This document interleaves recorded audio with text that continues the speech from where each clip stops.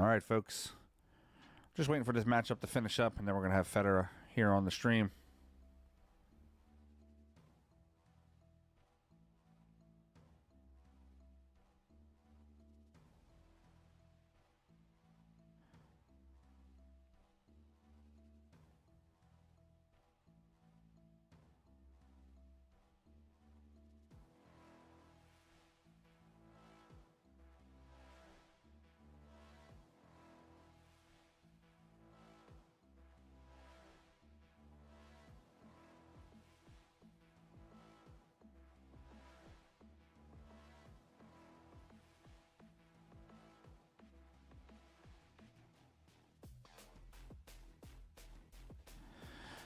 All right, if we can like, share, subscribe. I want to build up a nice audience when we get Fedor's match started here in a few minutes.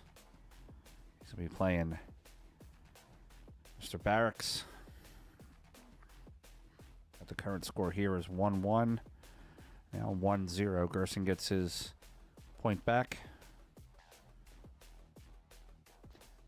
I'll look to bank that 4 ball pretty much right back at the same pocket. He just banked the other shot.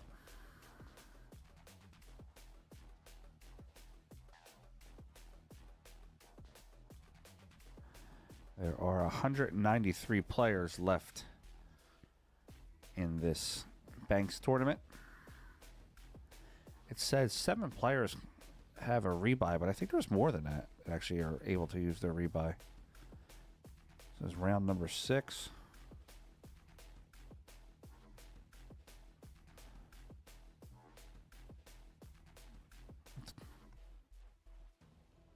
Gerson made a shot. I don't know what he's waiting on.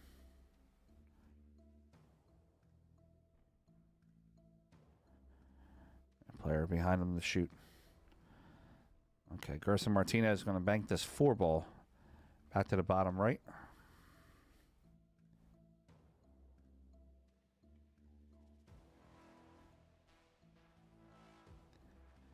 There's a bit of a slow roll.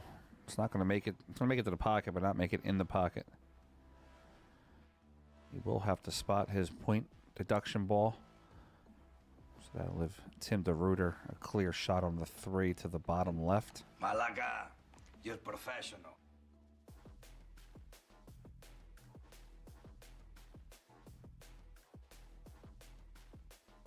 That's the second round of the Bigfoot. Am I correct, Laura? Semi-final round.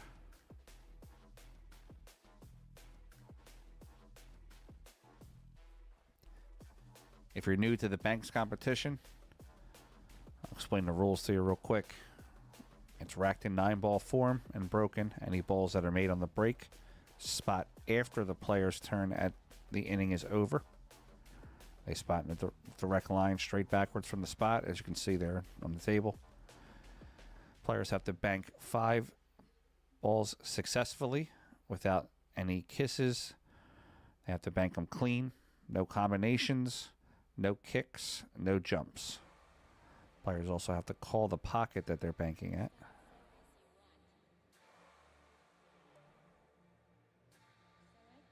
Any balls that are accidentally pocketed in other pockets, spot up. If you scratch, you owe a point. If you have a ball down, then obviously you'll spot. If you bank a ball in and scratch at the same time, the ball you banked in and a penalty point both come up.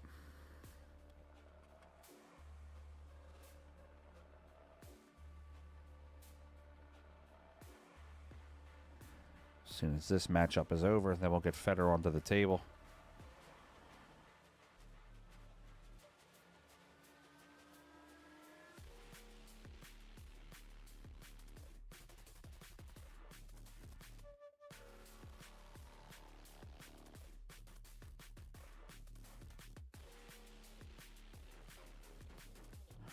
Curtis, what's up, buddy? All right, looks like Tim DeRuiter is going to make the 4, so the 4 will spot up on the spot. These players created a wedge with those balls on the right side, so there's going to be a little bit of movement. Gerson wants to get a little aggressive. He can play the ball he's doing there to the bottom right.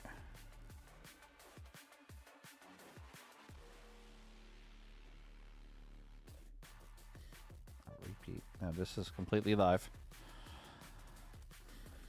We're waiting for this match to conclude so then Fedor can get his match started, which will be on this table. This is table 12 at the Derby City Classic 2025. It's Caesars, Southern Indiana in Elizabeth, Indiana.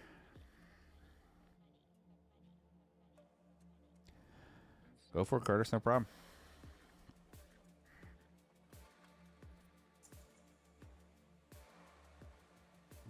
Gerson just going to play to the left. The four is going to be careful, doesn't scratch.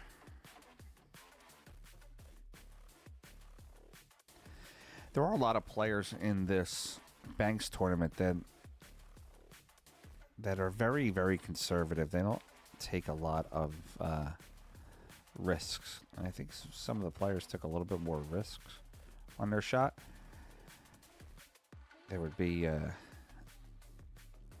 maybe games that be a little quicker. I get the players that are, they're grinding, they're needling. It's going to happen. But I think sometimes with the ability and the skill that these players have, taking a risk is not as high of a risk as an amateur player would be shooting at.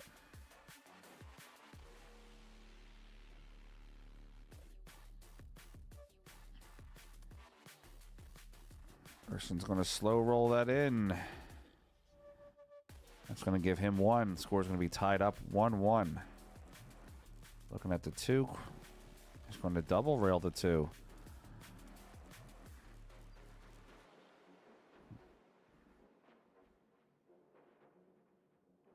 He had that good, just a little bit more speed. Doesn't need it, he's got it. All right, 2-1, Gerson.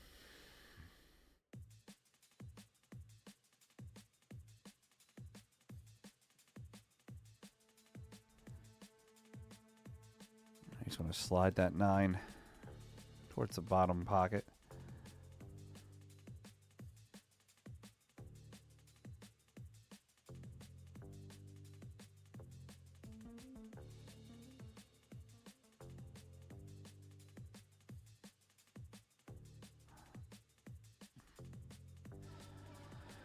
Tim DeRuyter looks like a little shorter version of Josh Filler when he gets up to the table.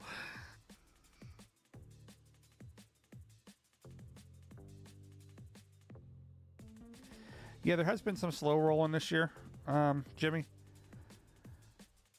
Then you get guys like Mike DeLauder who they fire at it. He's got a fast pace that he shoots with.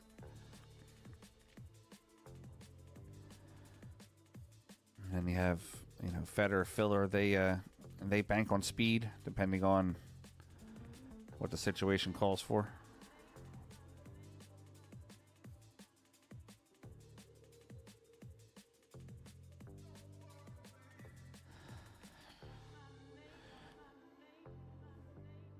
Tim's trying to trap Gerson. He wants him to shoot that 8.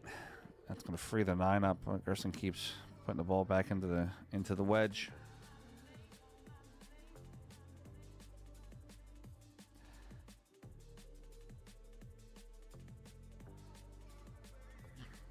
Yeah, I don't think that's going to happen, Rob. I do think, though, that they should have some kind of a rule with the. This is just me speaking. I don't. This is never going to happen. I don't believe. But when they get the balls tied to the corner there and they start, kind of needling the ball, trying to push it out, I do believe if 15 minutes goes by and a ball's not made, then they should start spotting balls. Almost sort of like the Grady rule in one pocket.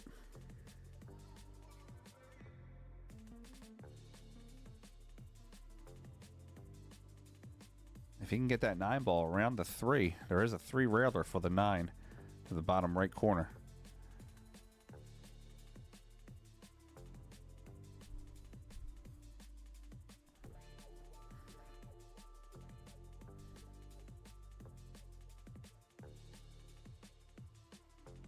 Yeah, this could last a little bit, but also if they have a table that opens up, they could also throw Fedor onto that table too. So we're just keeping an eye out on match calls. If any table opens up quicker than expected. They're also competing with excuse me. They're also competing with the one pocket. So they have the one pocket going on too. So they have some of the tables in use for that also. There are going to be some 6 o'clock matches for the one pocket and 9 o'clock matches tonight. Only doing one round of one pocket today.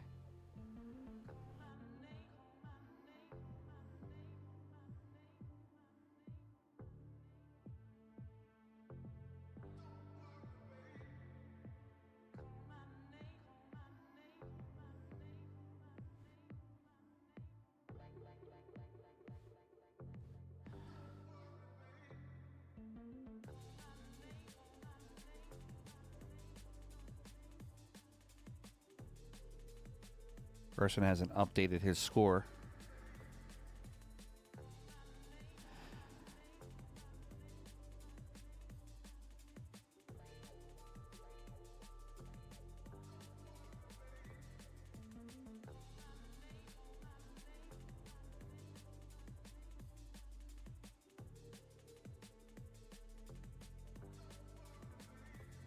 Four-railer for Gerson down to the corner. Looks like he's going to hit it pretty well. Buckets. Nice shot by Gerson. Let's see that one on the replay.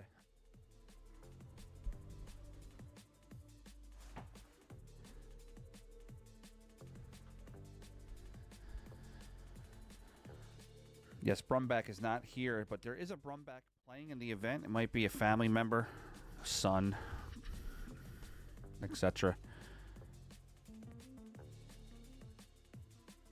All right, I believe that's it.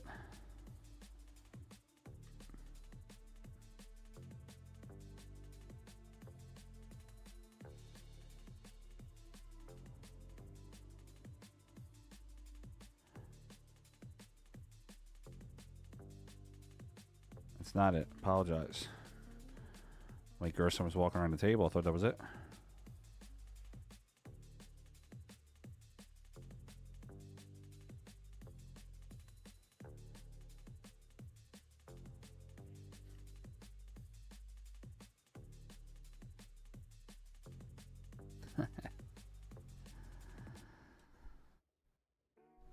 All right, see, now we have a wedge created here. Players going to be wedging the ball back and forth.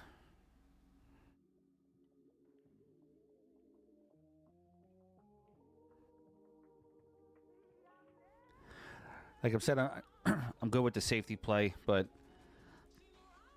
in the future there might be maybe a slight rule change.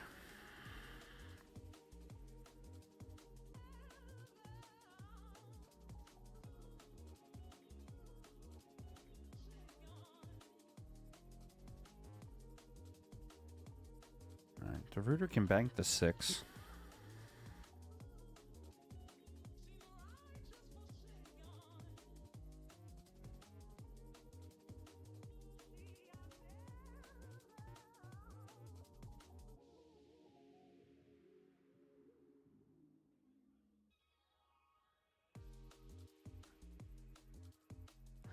Good shot. He makes the ball in the pocket. I'll leave no shot for Gerson. I can't tell on this angle because where the camera view is, I don't know if there's any distance between the cue ball and the next shot. So look for Gerson to make the 3 and kind of just pull it back to the same spot he's at. Now he's going to go the opposite direction, leave it on the bottom right corner.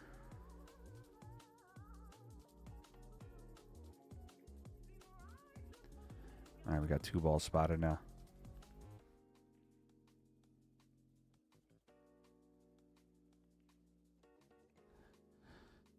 Yeah, casino life for pool's tough.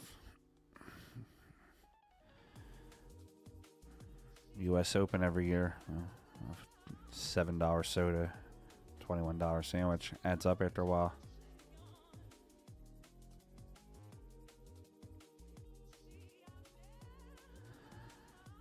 I don't get it.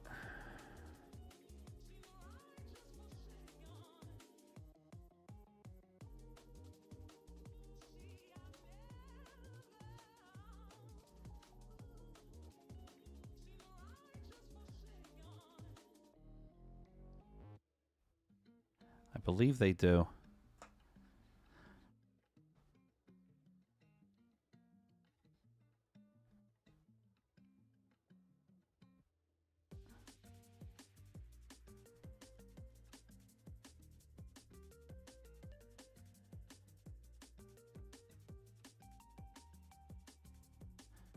Guys, I got to say, with the other disciplines in pool, they're not always going to have a game that's a 30-second fire them in like 9-ball. There's going to be some slow play. There's going to be sometimes, a cerebral portion of the game where you're going to have to, play some safe battles, win the chess match. It's all part of the sport.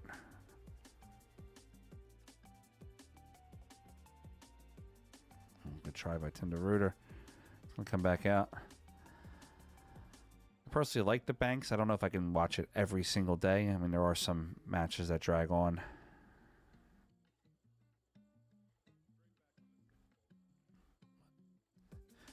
I'm sure some of these players don't want to play a single rack for 2 hours. They want to get it in and out.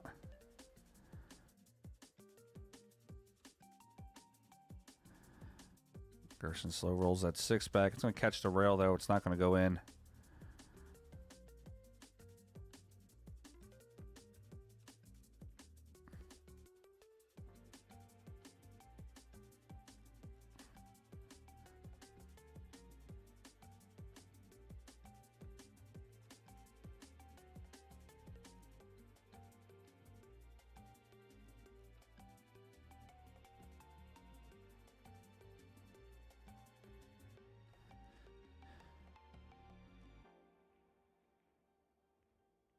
DeRuyter's looking to bank this 5. 1 rail, bottom right corner. He's going to put a little bit of inside English on it. He wants to kill the angle coming off the rail.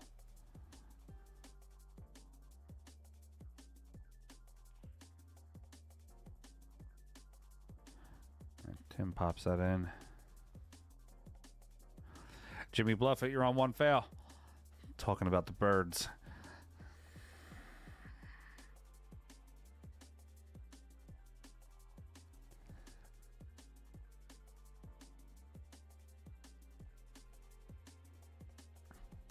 Tim DeRuyter's going to make this 6. Try to put very close. All week players have been trying to make that ball in the pocket and freeze the ball on the point. I think I've only seen 1 or 2 shots that have really successfully done it.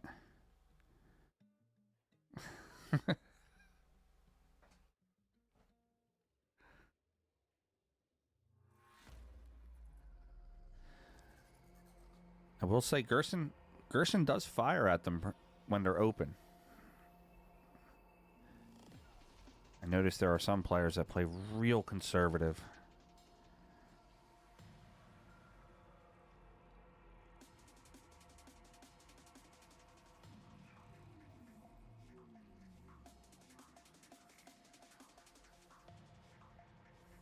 DeRuyter does have a shot on the 8. He can bank that 8 back.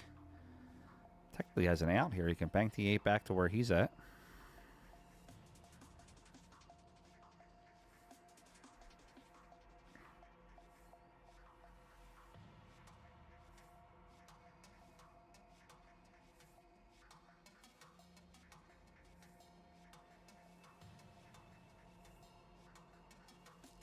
He banked it in. All right, so we got the double hill here. DeRuyter needs 2. I'm sorry, we're not on double hill. Apologize. DeRuyter needs 2. Gerson still needs to catch up.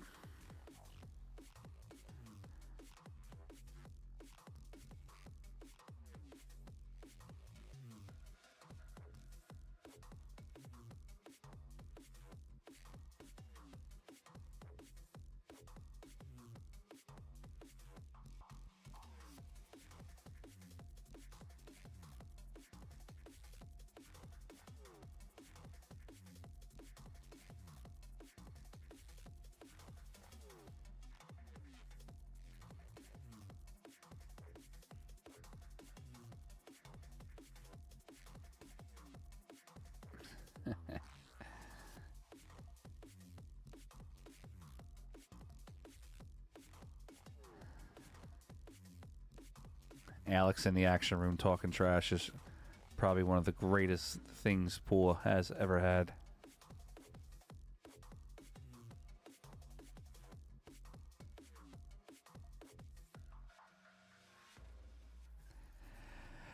I can agree and disagree with that one, Jimmy Bluffett. Let me see. Oh, I got no problem paying an expense to be at a casino, but you know, an $11 hot dog is just outrageous.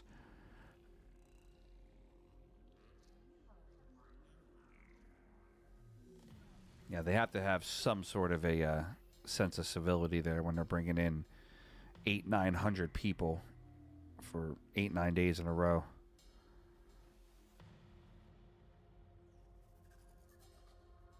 I run big events at casinos. It costs me $80,000-$90,000 to run the events, and on top of that, they want a $50,000 or $60,000 guarantee of liquor sales, food sales. You know, when is enough and enough? Especially when you get all these pool players, you know they're dumping, they're hitting them one-arm bandits hard.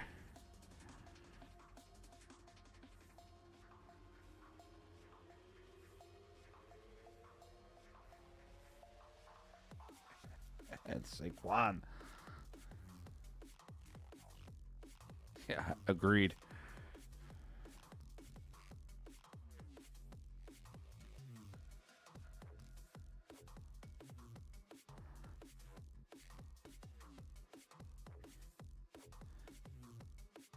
Gerson getting aggressive here. I like it. 3-railer. Side pocket. I'm going to use a little bit of outside English. Gonna hit this pretty firm too.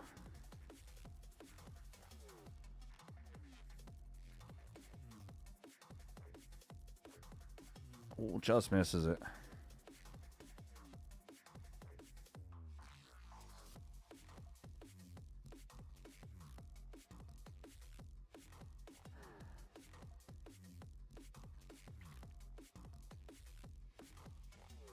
Yeah, stock rises when I'm in the casino.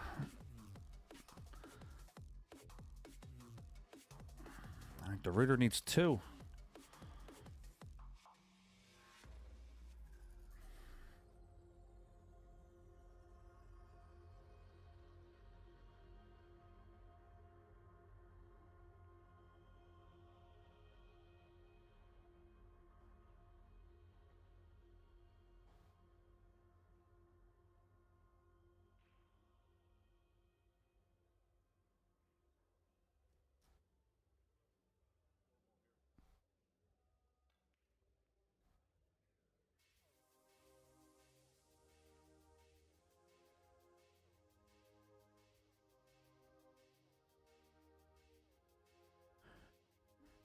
Well, that's not Mika that's playing. That's Anthony Maglino. And Tyler Steyer to the left. Yes, it's a race of 3. First player to bank 5 balls successfully wins the rack.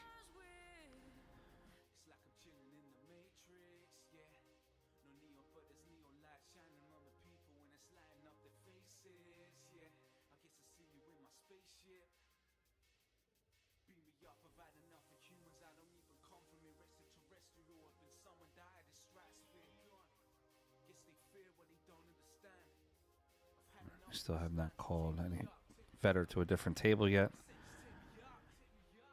At the 6 o'clock one pocket. Who we got for the 9 o'clock one pocket tonight? 400 players in this event.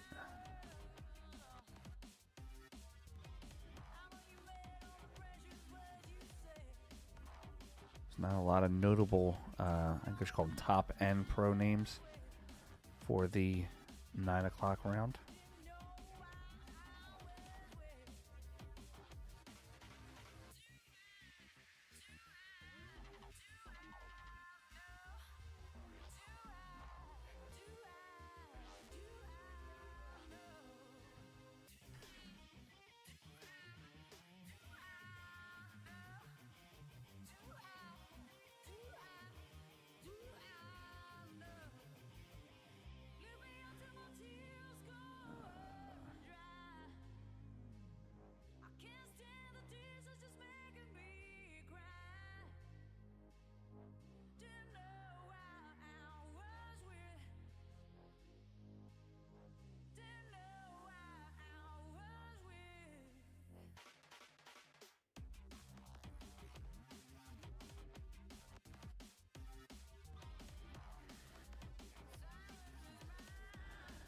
Alvaro, no, they're playing Banks 9-ball.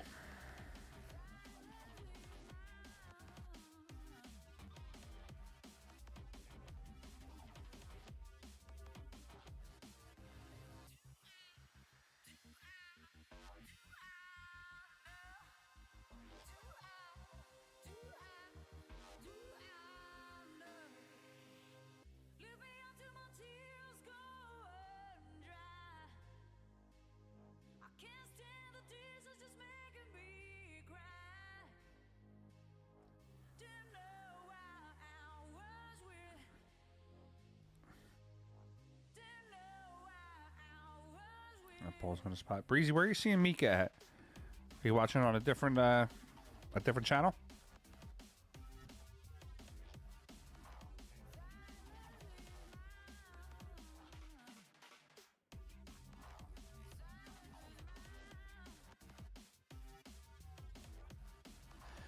All right, Gershon makes that ball.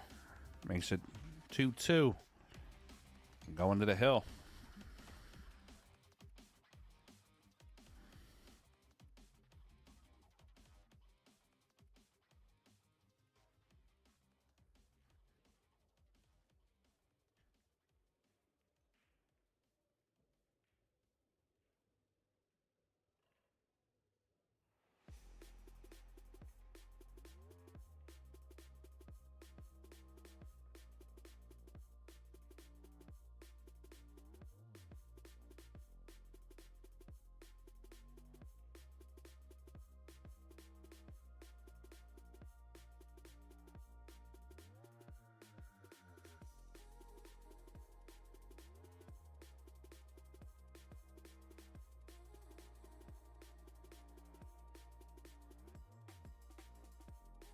All right, we got 377 on the stream. I never waiting for Fedor. I'll be here, I promise. Just waiting for this to finish up. If you can, don't be afraid to like, share, and subscribe, though. If you have not subscribed to Fedor's YouTube channel, it is free, and Fedor always puts on great content for his fans. So go ahead and smash that subscribe button for me.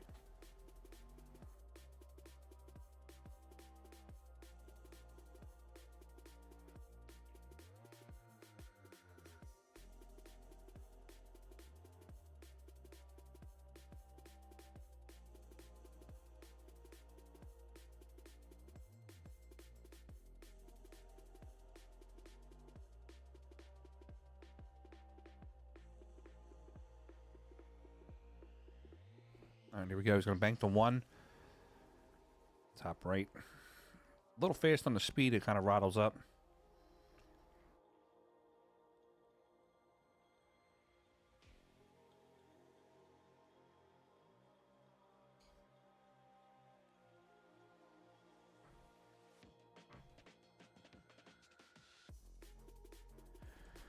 Yeah, if you're looking to order some Fedor gear,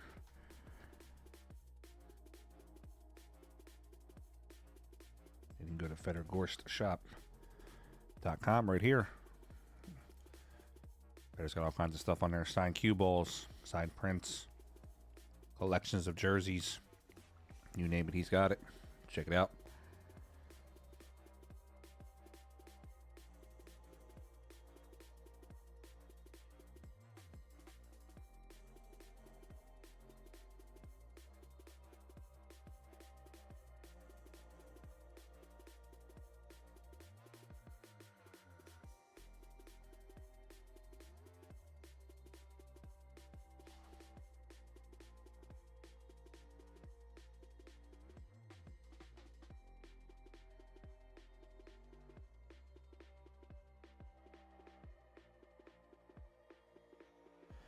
I've yet to see a break and run out this year so far on the banks. There were a lot of them last year. The Rooter's stroking right now, though.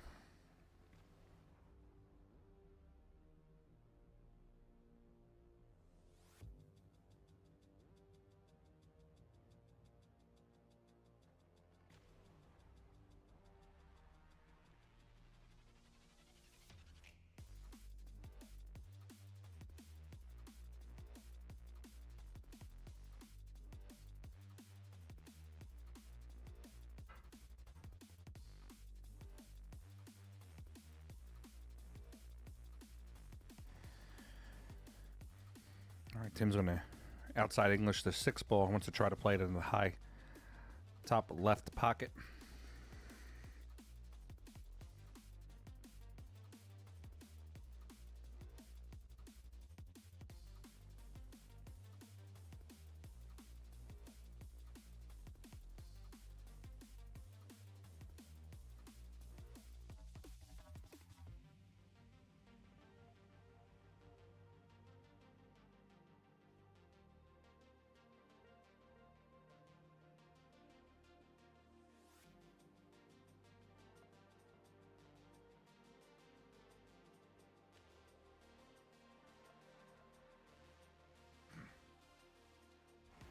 He's changing his mind here. He's going to go with the 3 ball, 3 rails.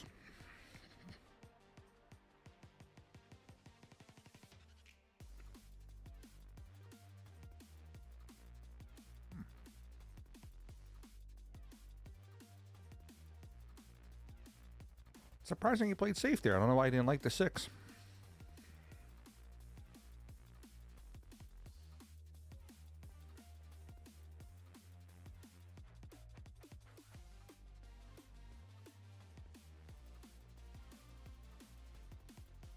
Fedor did run 5 against Boosty, but it wasn't from the break.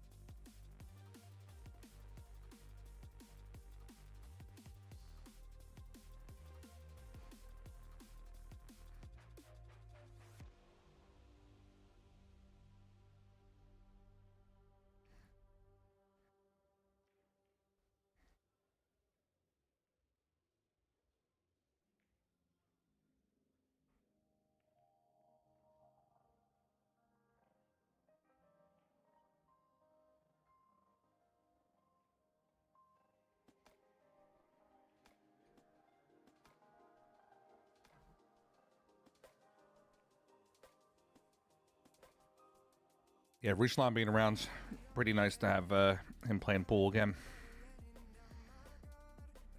Tim double kissed that 8 ball.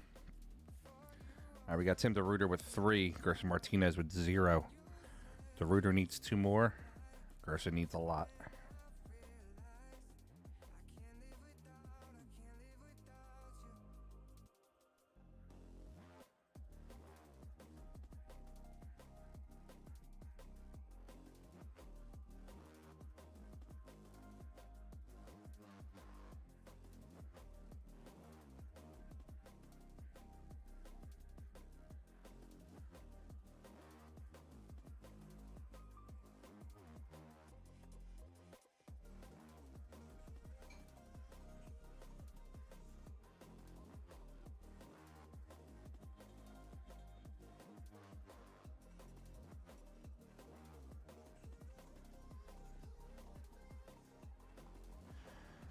All right, DeRuiter's going to play this too.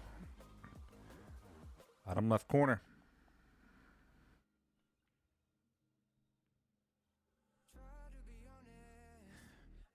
Breezy, they put him in 3 matches in a row yesterday. It was the 10 ball, then Pierce, and then I think he had to play somebody else if I'm not mistaken. I could be wrong, though. I called the matches. It was just they were all blurred to me after last night.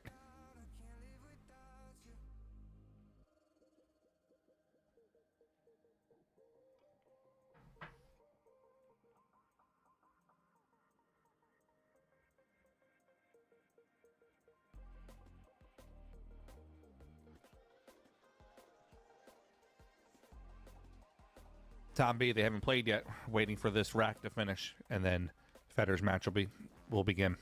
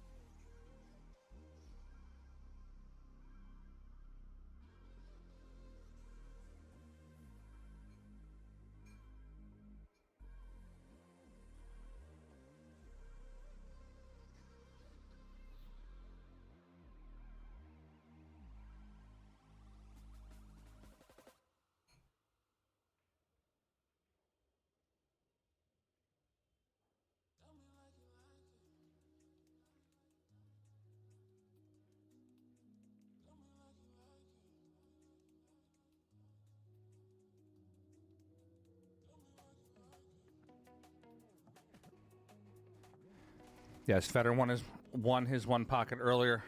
Right after Fedor was done playing Pius, then they put him in a match against Mark Sly, and he had to play that match also. So he had 3 matches in a row. And no, it was finish, go shoot, finish, go shoot, finish, go shoot.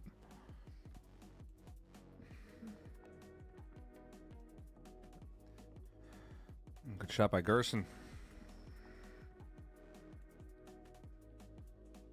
He's got 2.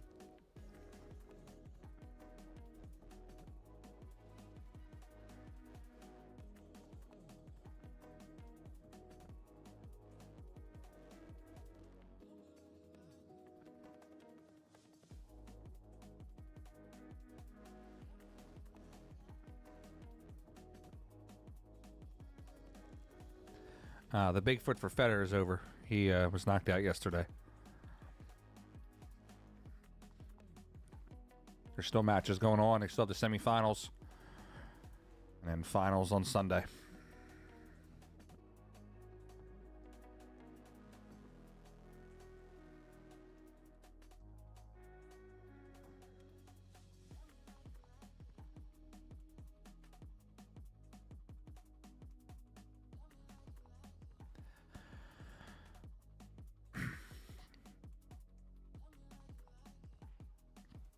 Yeah, I definitely see both sides, Jimmy. But coming off that 10 ball, having to readjust angles on a 9, I was thinking he was going to get about a half-hour rest, but they threw him up right away.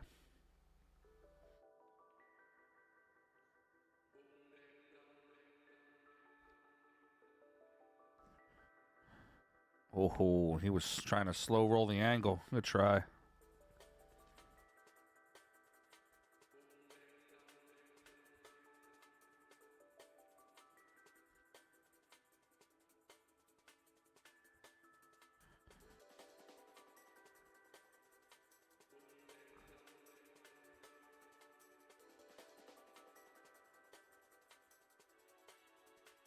Tim DeRuiter with a nice little opportunity there in the side pocket.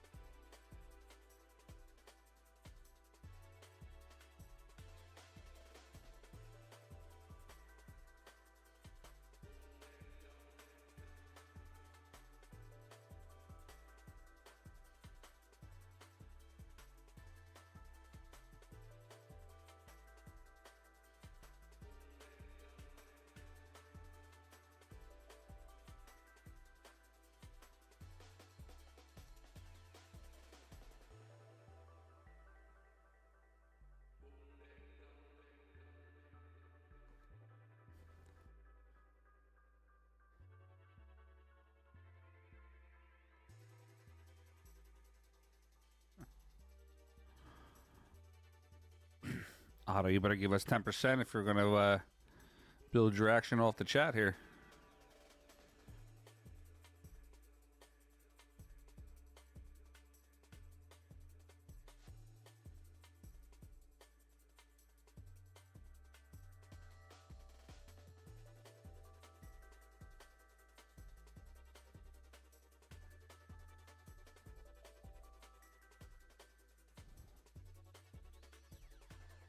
All right, Tim DeRuiter can bank this too to the bottom, or sorry, to the top right.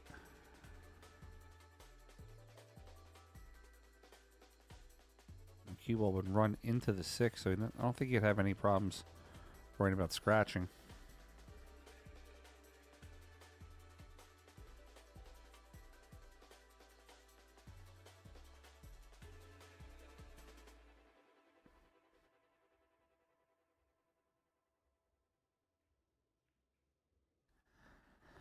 All right, still waiting for Fedor's match to be called.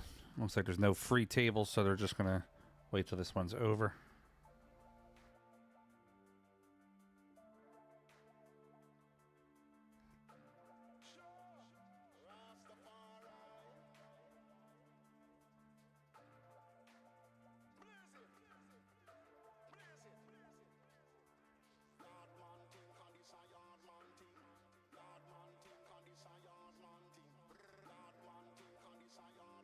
Nice shot.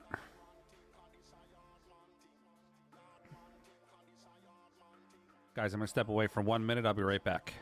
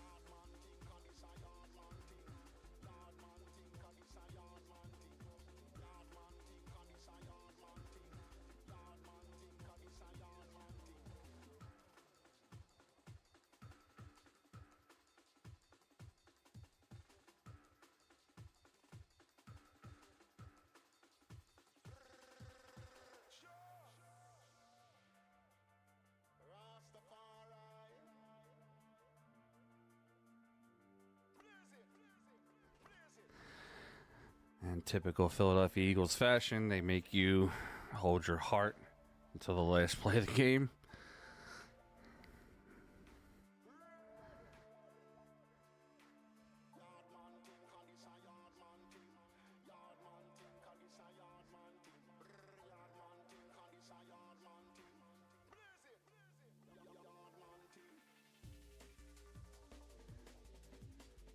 All right, Gerson with 4. Tim DeRuyter with 3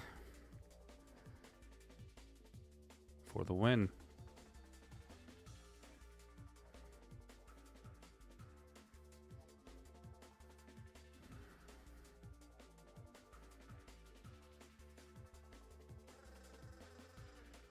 Oh, he jumped up on it. Speared it a little too hard.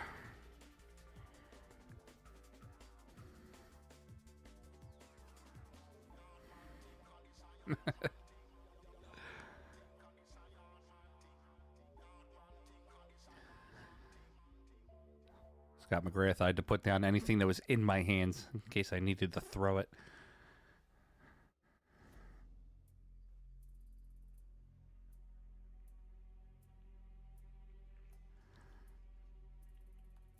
All right, DeRuyter can make the one in the side pocket. I don't know if I like this shot. That might cost him a point. Well, he just got there. Good play by Tim DeRuyter.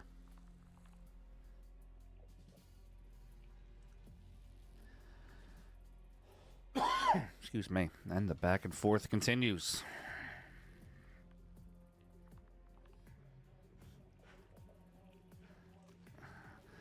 Fedor hasn't even played yet, guys. It says it on the top of the screen there.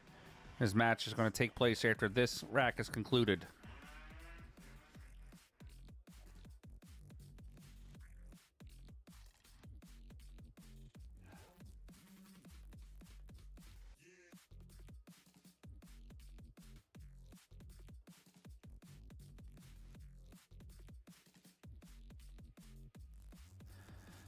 All right, not frozen. He was going to try to make it and leave him stuck on the point. And he got there.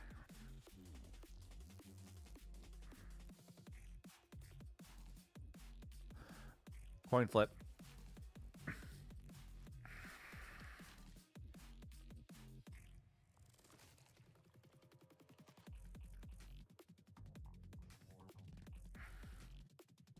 And that ball's going to spot. There is no bank combination, so he cannot play the one. He cannot play the 2 railer on the 1 by comboing the 6 into it. Does not count.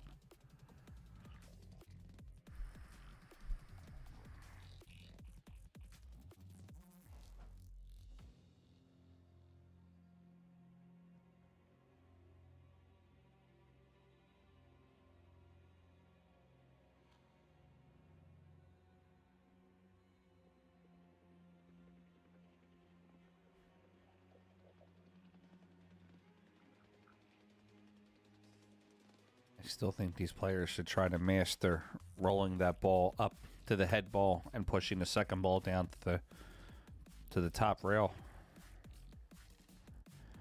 Jimmy Bluff it, yes sir.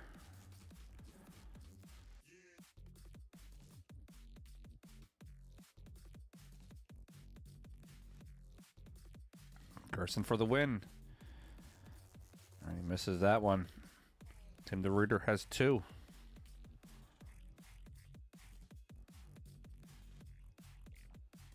Tim can play the long rail bank on the 1.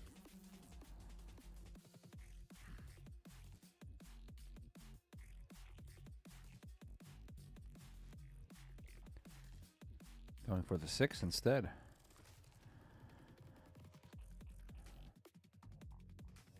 Slow roll on the 6. It's turning over.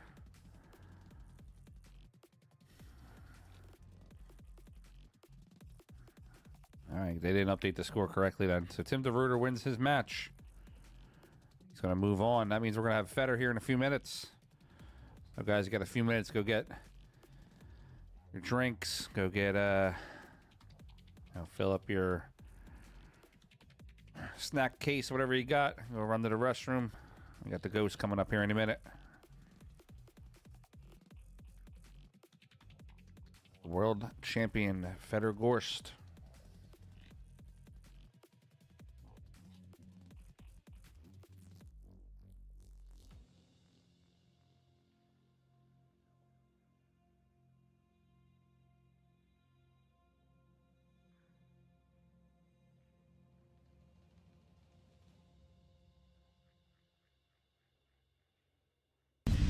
Let me get a beat, I kick it funky like feet.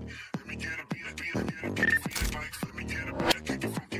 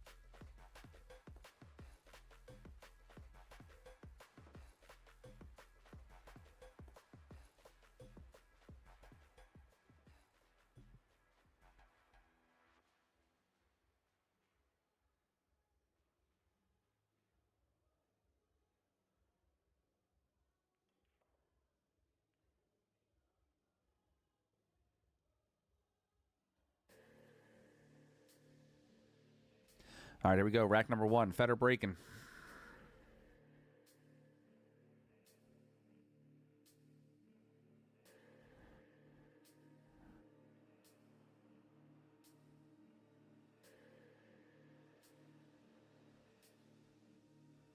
All right, Fedor makes one to break. He's going to have the 4 in the left side pocket.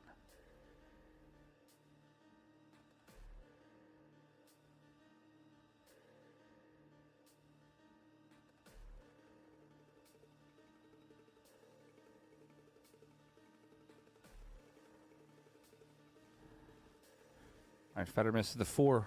4 goes into the pocket. There's going to be 2 balls being spotted. Mr. Baraks is going to have a shot at the 1. He can bank the 1 to the bottom right where he's at. 1 half tip, a low left English. Get that ball to spin from the rail.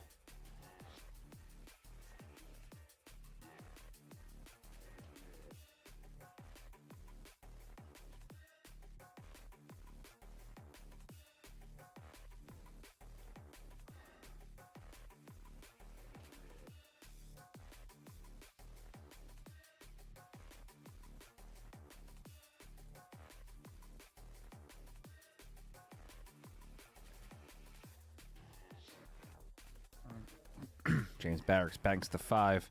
5 holds up in the pocket, a little tight. Let's see what Fedor's going to have here.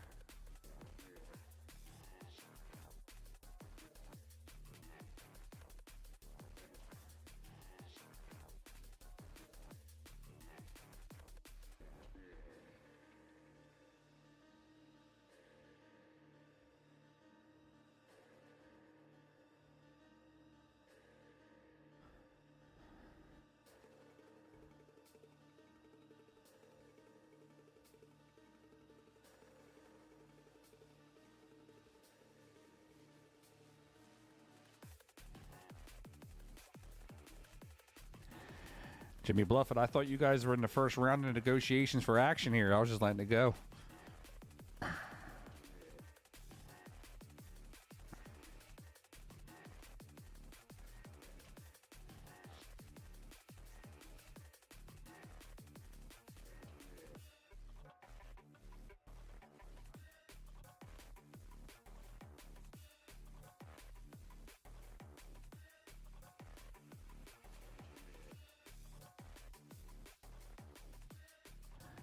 James Baraks has, he could bank the 8 back where he's at. He can also play the 7 into the pocket. Just spot it up.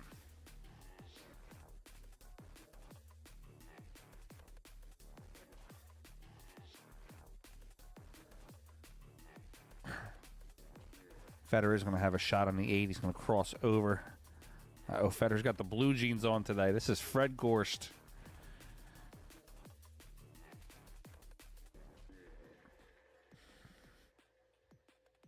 This is Fedor's American alter ego.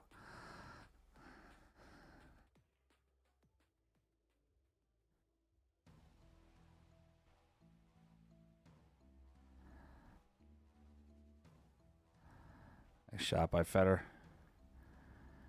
He's going to get 1 on the score. He's going to bank the 8 to the bottom right.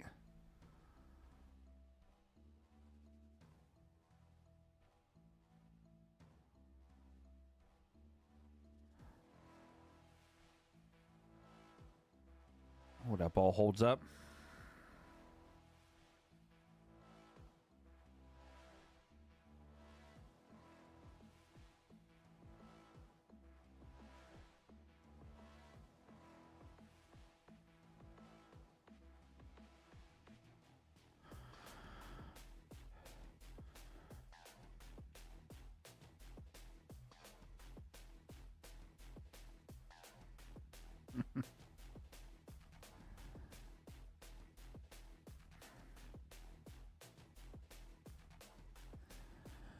All right, James Baraks makes that ball. It's going to spot. 1, 2, we got 5 in a row on the spot. Fedor's got 1 point.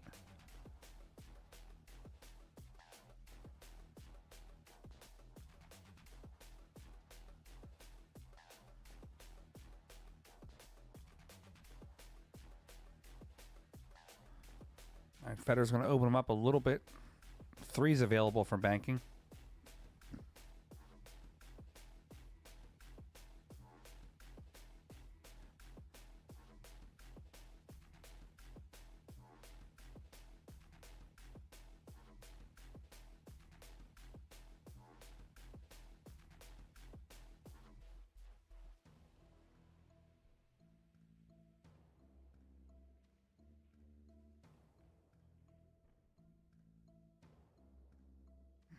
Guys on the table behind here. I got a little etiquette.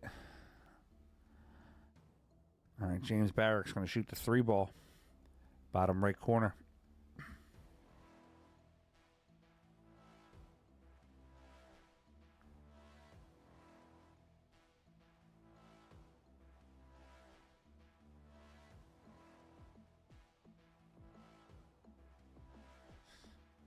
A little wild on that shot. Opened up balls a little bit. See if Fedor can bank the 6 right back where he's at, bottom right corner.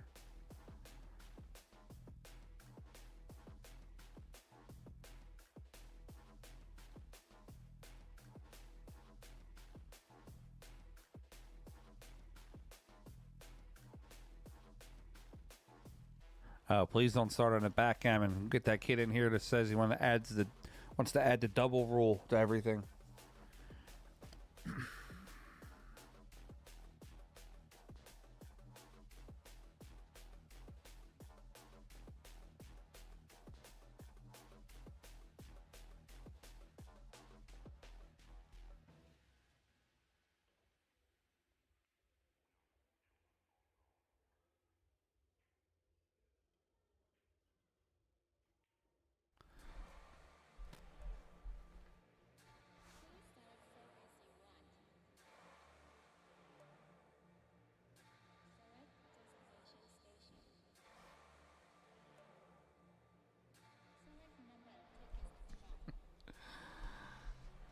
I got a text message from Fedor when he's like 6 balls into the first rack that he's letting me know he's playing.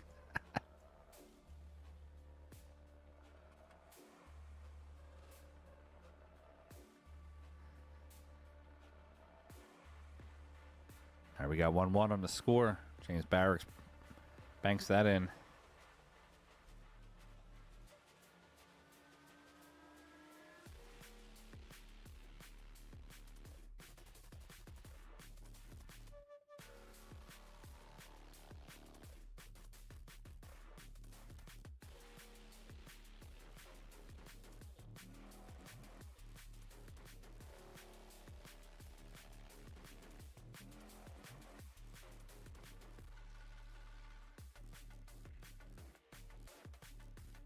Cue back up to the top of the table. So we got 1-1 on the score.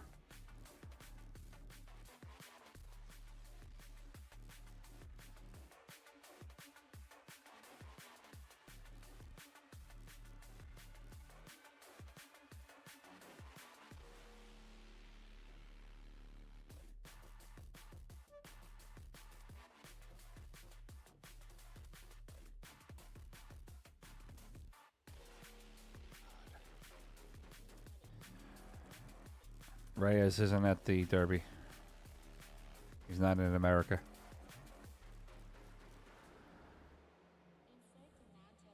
These balls are a little clustered up at the top end here.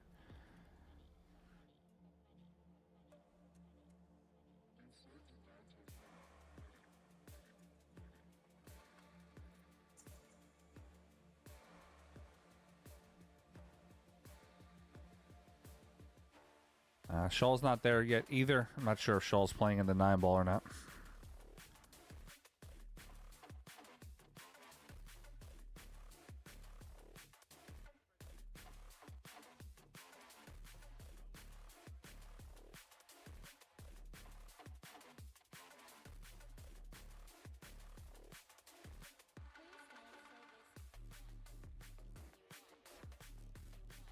And Fedor's got the 3 ball. He might have to cross over.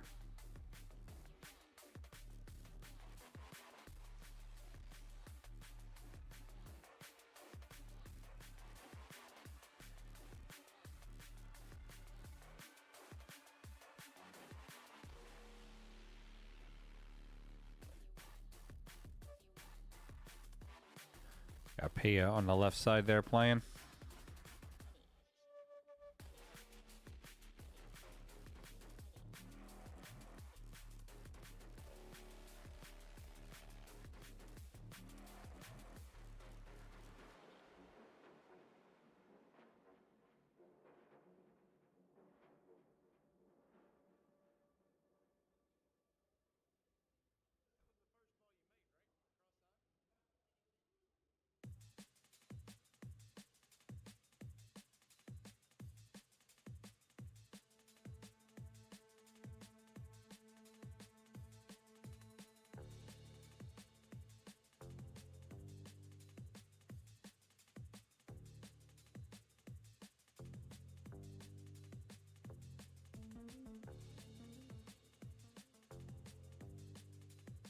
All right, James has a clear shot on the 8. He's going to try to bank the 8 to the bottom left.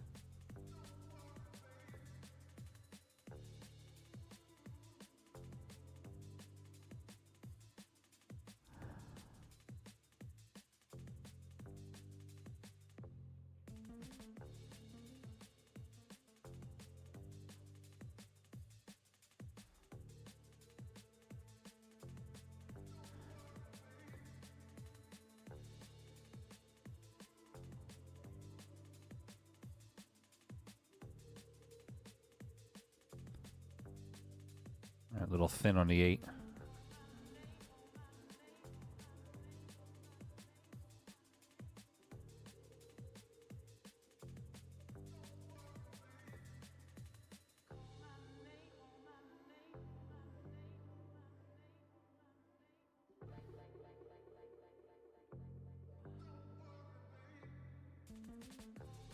All right, Fedor going to come across the face of the 8 ball. Try to play the 8 in the top right pocket. The outside English, he wants to try to throw the cue ball into that right side rail.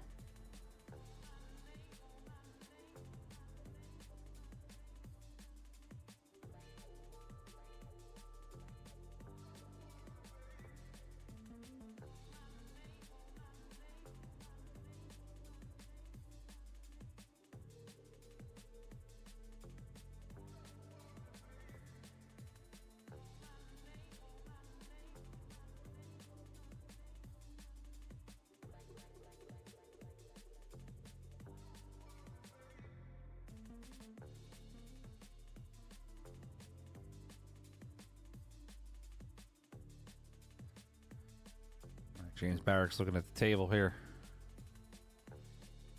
Or not looking at the table, looking at somebody. There he's getting his bridge, or his extension. I'll play this 1 ball to the top right pocket. Both players are kind of avoiding the cluster balls down there at the bottom.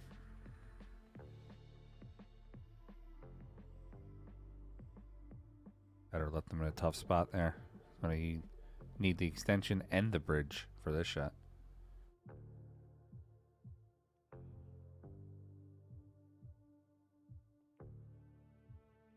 Hits it well. 1 ball down to the corner. James Baraks is leading 2-1 in the ball count for this wreck. In round number 6 of the Derby City Classic 2025 Banks Division.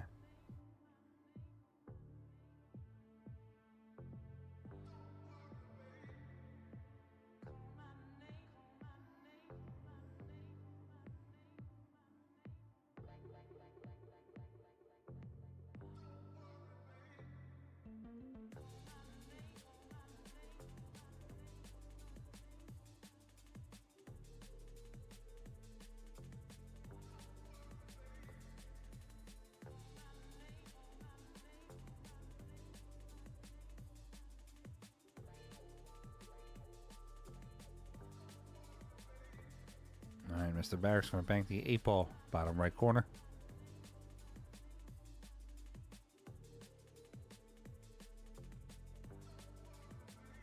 Got that long rail bank down pretty well. Got the 2 and fired the 2, almost the same pocket. Yeah, I would say Asia, the Middle East, and then the US.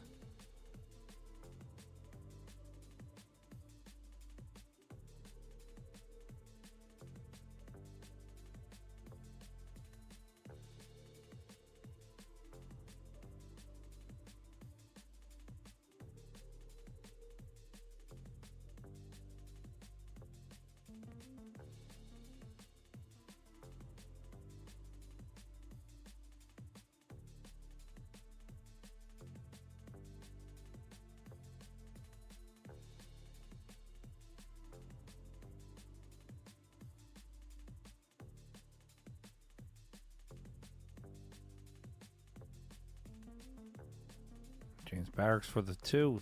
Does not go. Let's see where the 2 lands. Might leave Fedor a shot. Yep. Fedor's going to have a shot on the 6. Excuse me. He's going to play the 6 to the top right corner.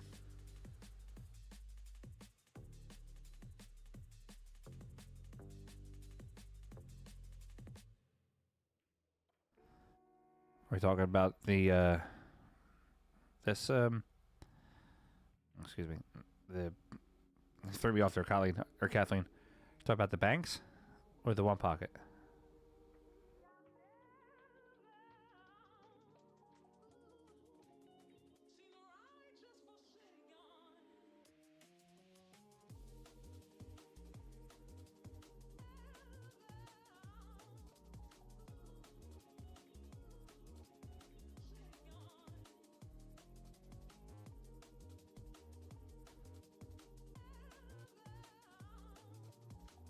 It's 2 in a row for Fedor.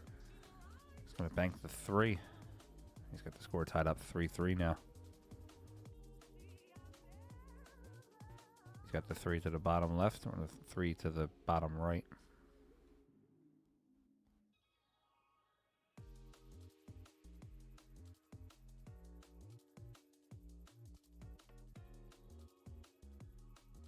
Banks, well, there's 174 players left in the banks. So you figure if every round just knocked out half people, so that's one, probably at least 10 more rounds. Maybe even more. 15 maybe.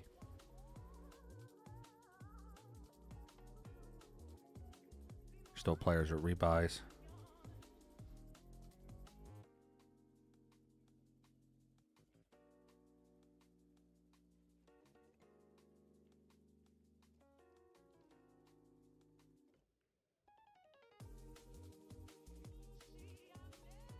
Once the rounds get smaller, they go faster.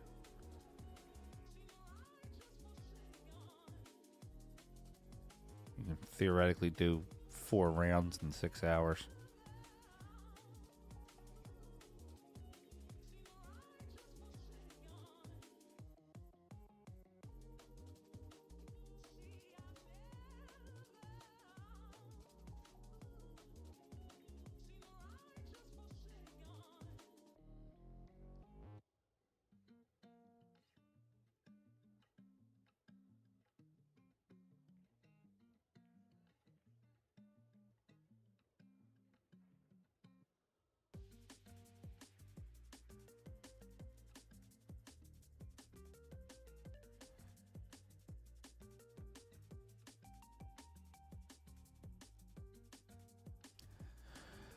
This table behind here seems to be, looks like all their balls are clustered at one end, but all the players keep standing right there.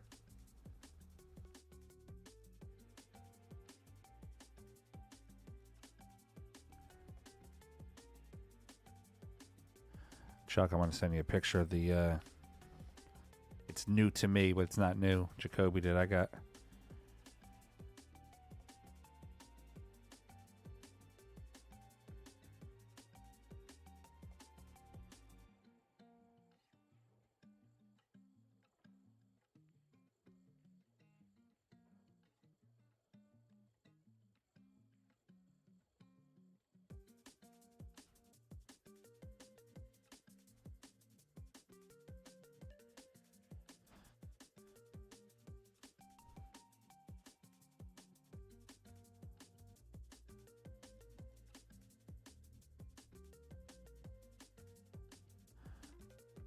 Is that Josh over there?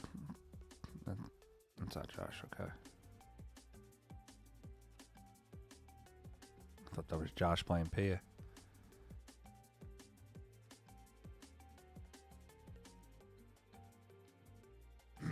Alright, so they are playing round 7 tonight of Banks. They have it scheduled out at 7 o'clock. Looks like as the matches are finishing, they're going to just keep pushing out the next round for the Banks. Do not have anything scheduled for the one pocket. That's going to play tomorrow. Round 7 of the Banks.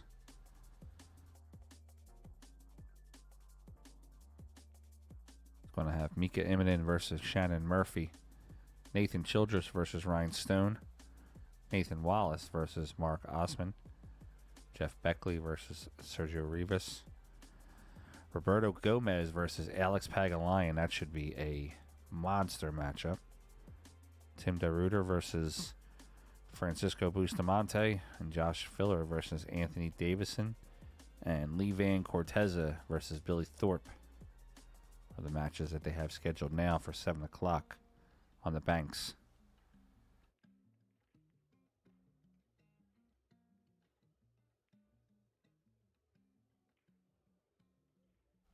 Two-railer for Fedor down to the corner.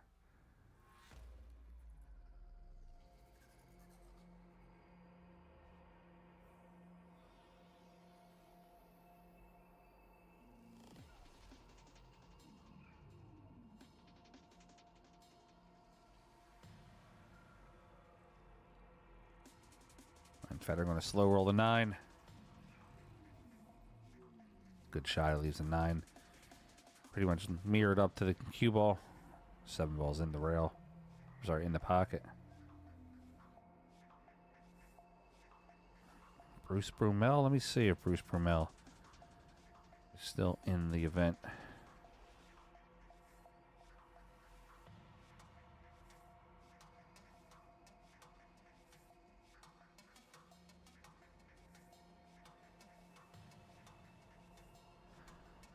Bruce is out, but he is in the 1 pocket. I know he's playing in that one.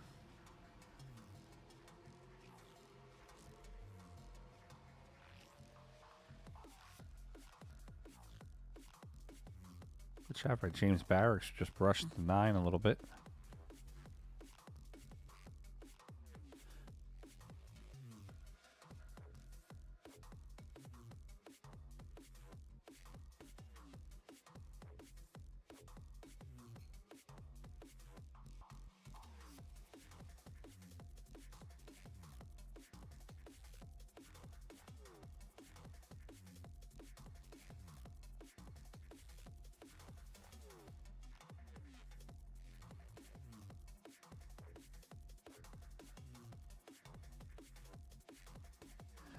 Sorry to hear that, Steven. Get better.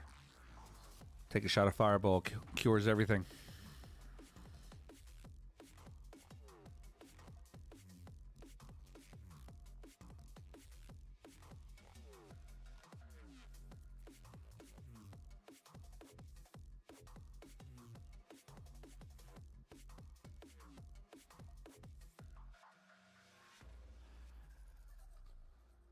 Wife made me nice dinner tonight. Her wife, Fargo.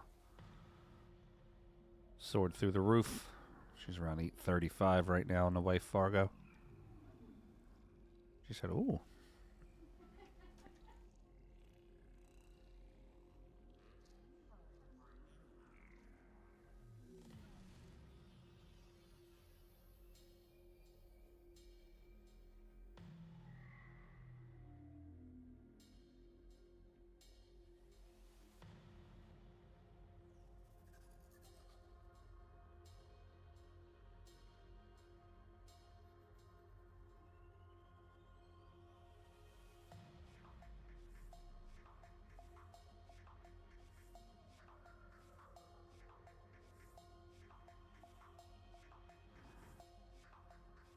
Mohammed, they're playing 9-ball banks.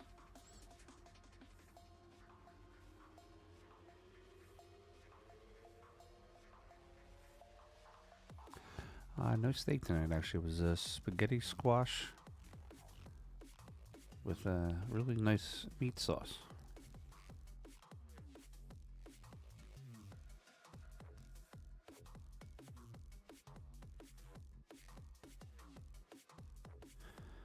Brendan, here, I'll shoot you a link.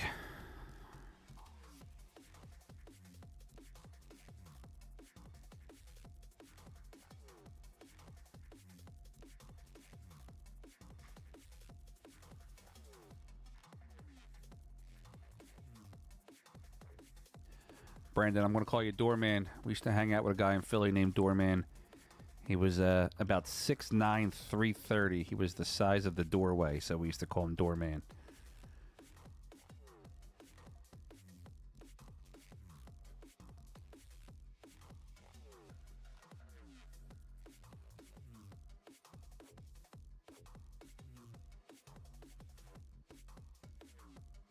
All right, Fedor's got 4. James Baraks has 3.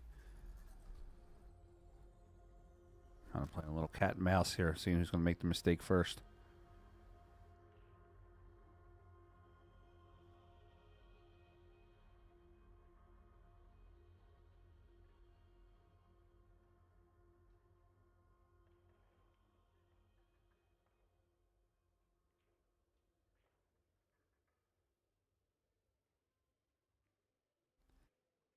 Better going to play just off the edge of the 7. Put the cue back. Pretty much parallel with the 7.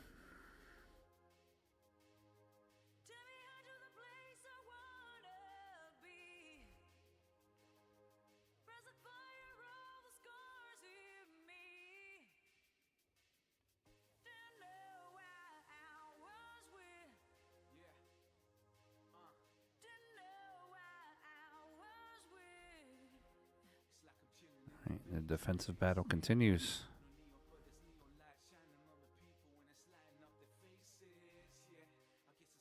Better playing up the left edge.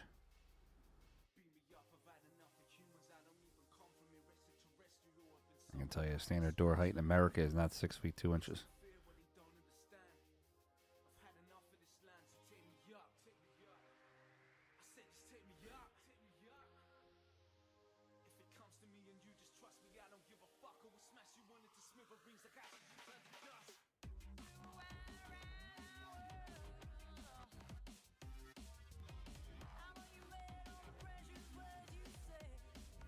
All right, Fedor for the win this rack. Looking to bank that 6. I'm sorry, the 7. Put it back up table.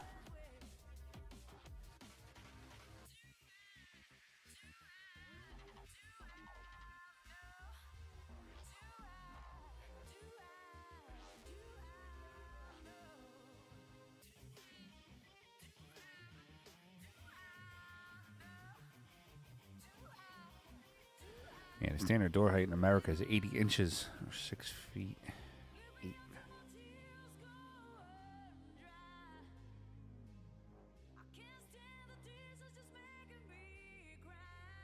Good shot by James Baraks, but not scratching.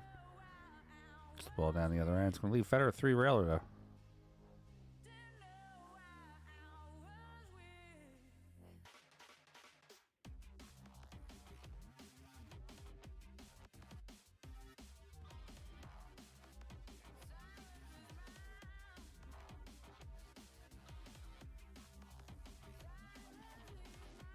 All right, 3-railer by Fedor for the bottom left corner. He's going to use 1 half tip outside. Play 1/3 of the ball.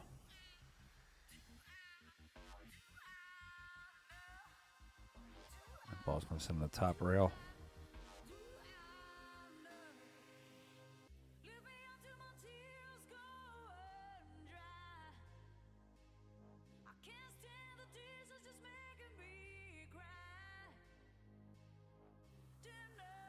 All right, James Baraks going to bank it back right where he's at.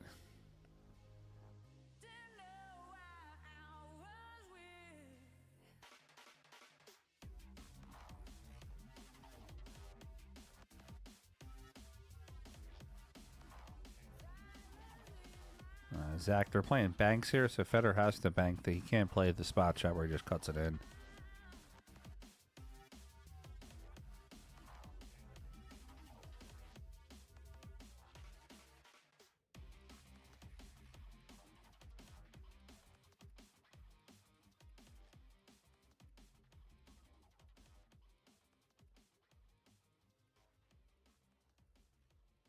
Better back bank for the side pocket. Doesn't twist it enough. Only the long table rail for James Baraks.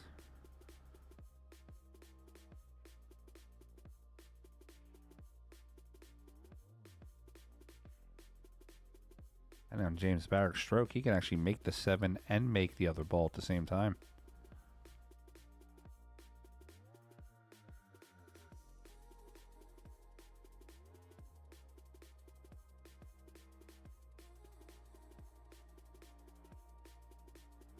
That's what he's doing. It's a great shot by James Baraks. It's going to spot the 1 or the 9 or whatever the ball is. That's going to tie the score up 4-4. Now he's got a shot on the 9 ball.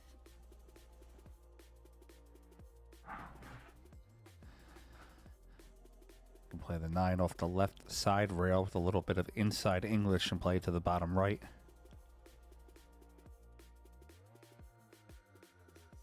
And also one rail it to the side pocket, but it's much more of a thinner shot from the angle that he's at.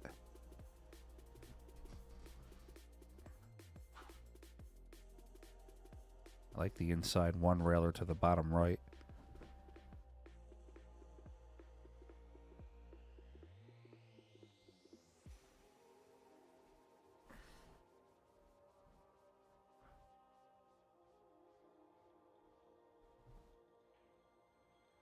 Nice pool player. This and well, I mean, I use this audio for this channel and for PA Pro-Am.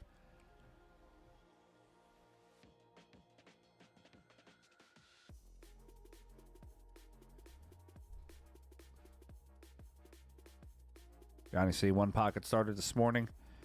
Fedor has already played his one pocket match for the day. He won that one. He'll be playing tomorrow. We'll overcut it just a little bit.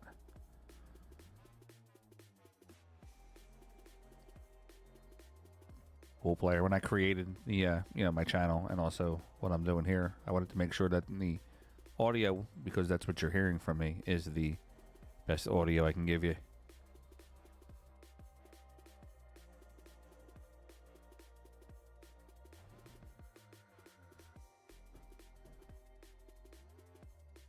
What's up, Luke? Torture, I actually have it down to the 100th decibel. I've actually read some articles and everything. The ideal listening for a live stream is 35 to 40 decibels.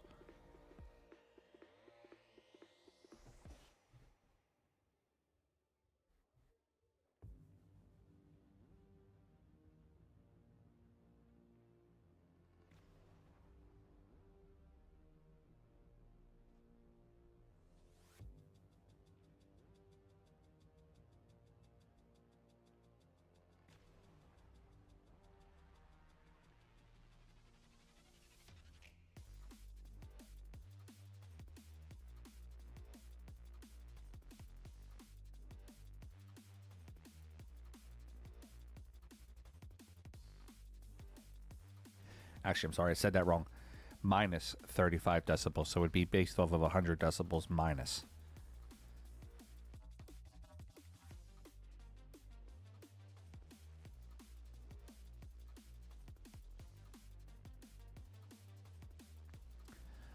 Luke, James Baraks, he's been around for a while. He's a monster player.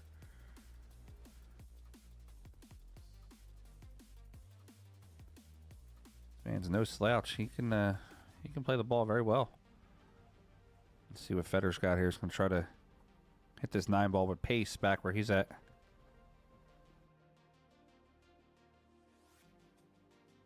No problem. Pool player. Absolutely.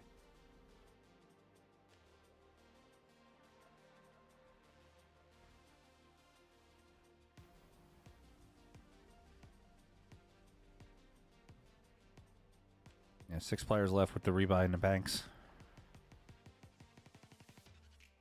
All right, Fedor drilled it.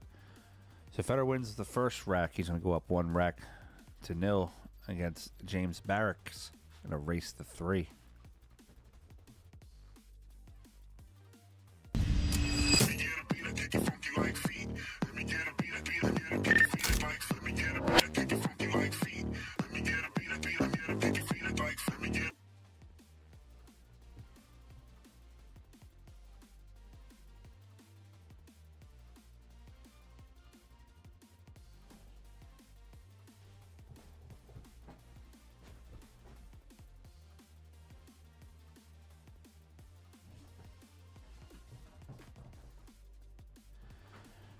No, I don't believe James Baraks is in the 500s.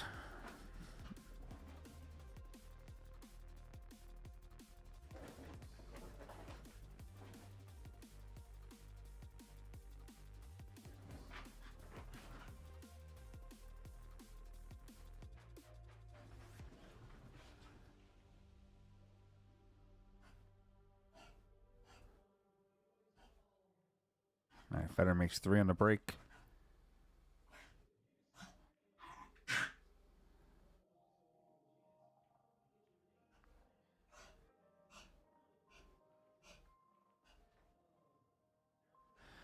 My dog's running around the house here. I think she smells action or a handicapped event.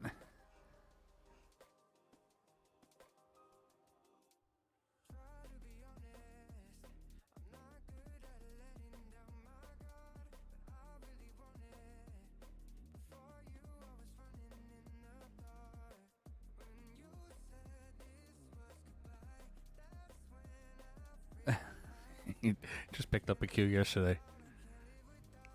He bought it in the gift shop in the lobby.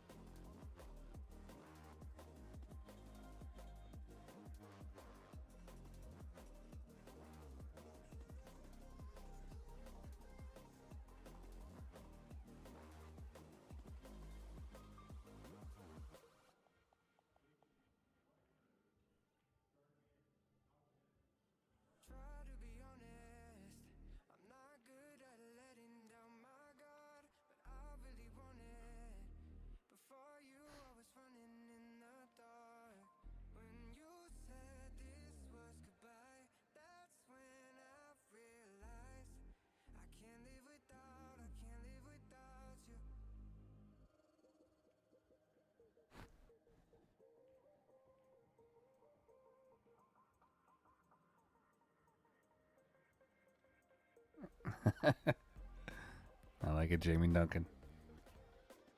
Didn't, if I'm not mistaken, didn't Jamie Baraks beat Omar Al Shaheen a couple years ago in the Derby? I think I was there that year. It was like 2019 or something like that. 2018.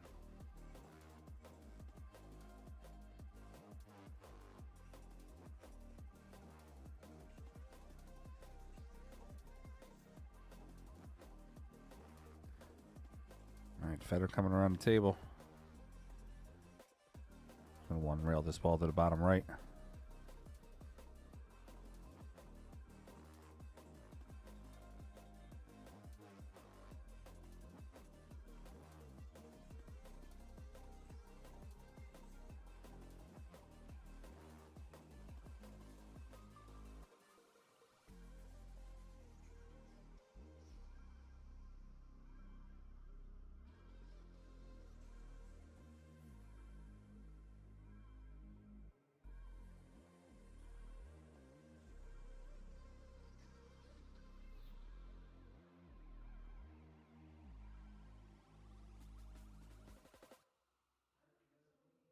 All right, Fedor's going to bank the 3 to the top right pocket. I don't know Justin Hall's still in. He lost to somebody earlier. I think it may have been Mika.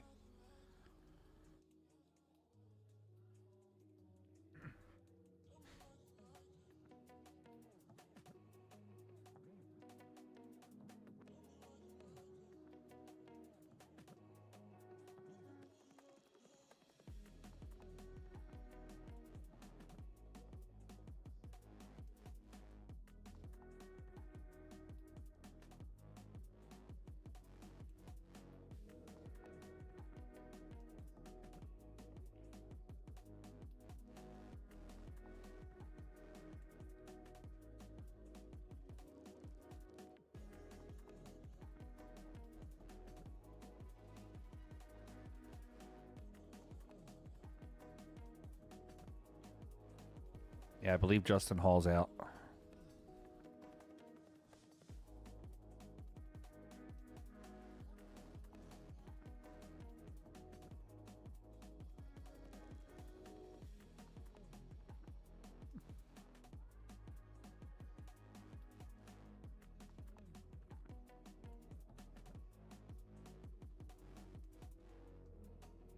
All right, Fedor's got 3-0 on the score on the ball count here in rack number 2.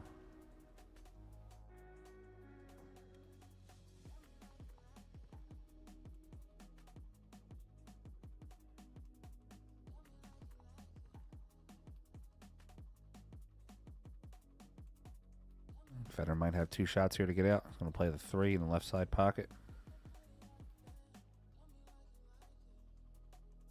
Got 1 for James.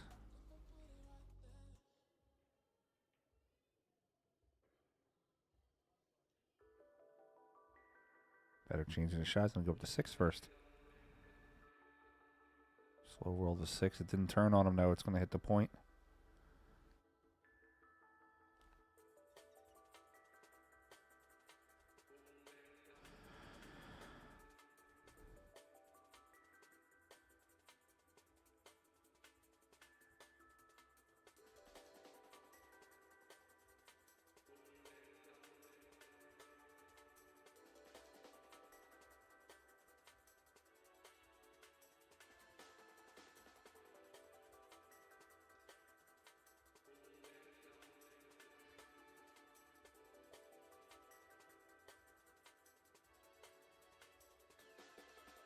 James can bank this 3 rails to the bottom right.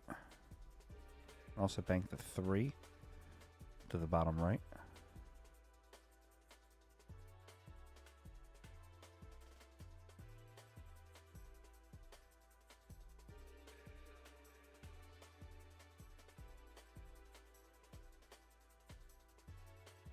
The 3's going to hold up.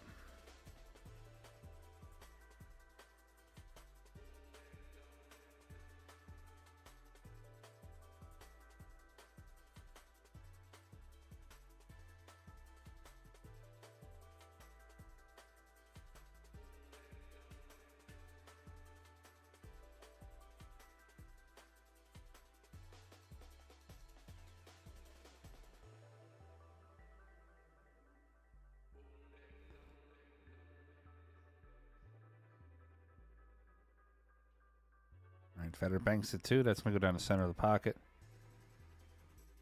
All right, doesn't go quite down the center of the pocket. Hits the rail first, but goes in. Fedor's got 4. He needs 1 more.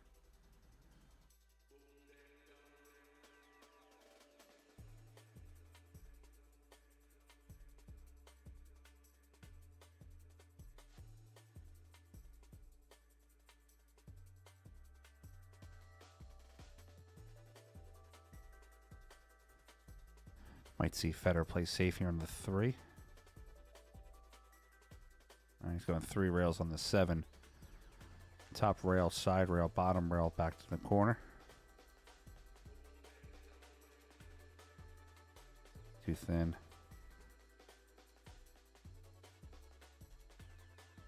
All right, that gives Fedor 4. James Baraks 1.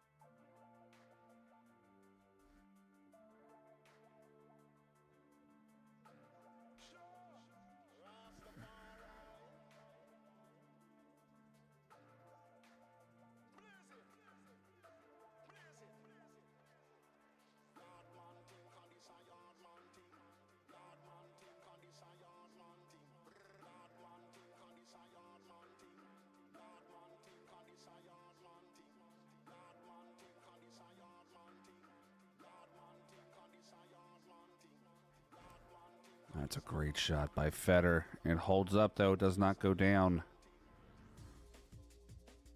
That shot is so hard to hit off the point like that. But it moves the 6-2 and puts the 6 in front of the 7, which is a little unfortunate for James Baraks. He's going to call a 2-railer on the 6. Right side rail, left side rail. To the bottom pocket. Or to the top pocket. On it bottom.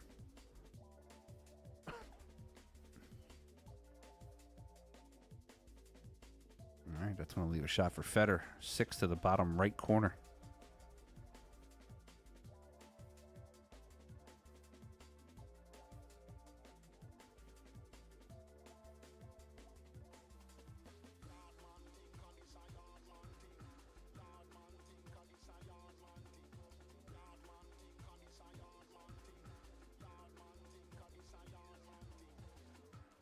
Fedor with the slow on the 6.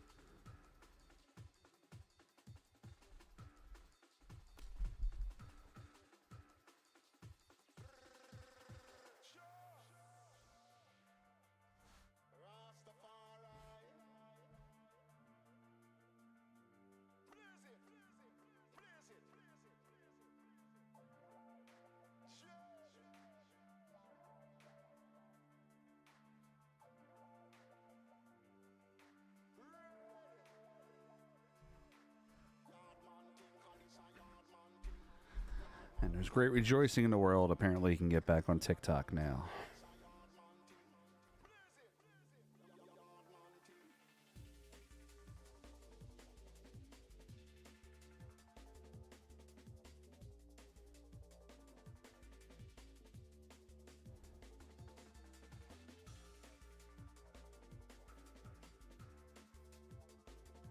All right, we're going to have 4 rails on the 6 ball.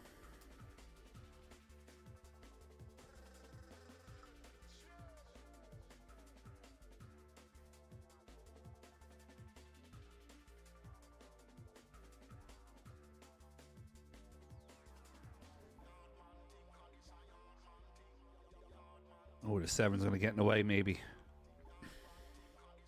Cue ball got in the way.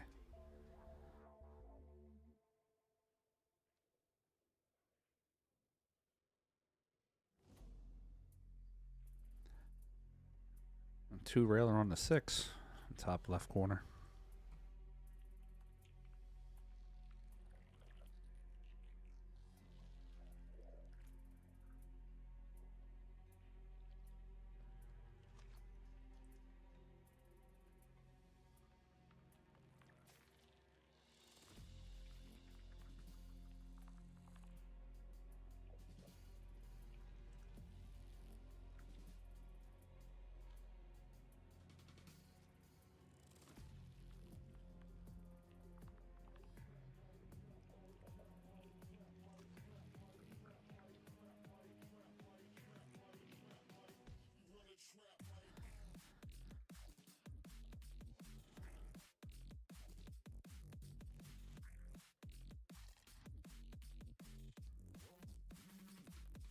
All right, Fedor looking to get out from here. Drains it down. That's going to give him 2 racks to nothing on James Baraks and a race to 3.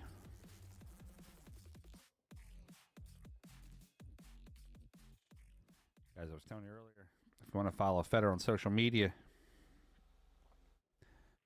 check him out on Instagram at Gorstianich, Facebook.com/GorstFedor, and here on YouTube at YouTube.com/@Fedor Gorst Pro. Fedor always updates his social medias all the time. If you subscribe to Fedor's channel, you can turn on the notifications every time channel goes live. You'll get a notification.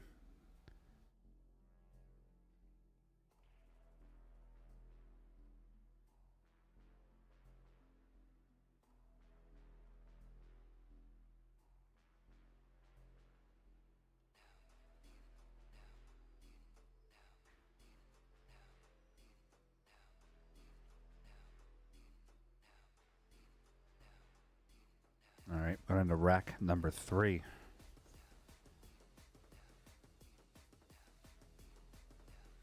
Yeah, he had that sweatshirt on earlier that said Fedor Gorst. I think I'd like one with just the big FG logo. I think that'd be cool.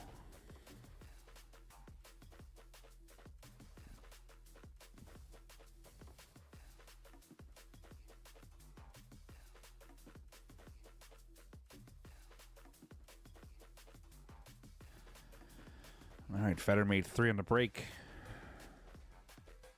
Speaking of making balls on the break, did you guys see Shane's 7 balls on the break yesterday?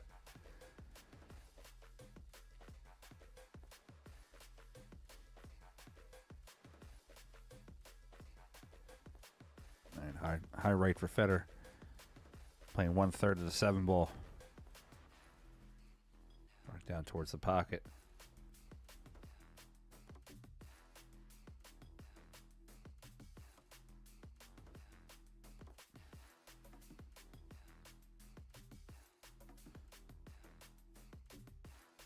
All right, we're spotting 3. Yeah, he made 7 on the break. If you go to Nick DeLeon or Shane's actual Facebook channels, the videos on there. It was in practice. It wasn't in a game. But yeah, he clubbed in 7.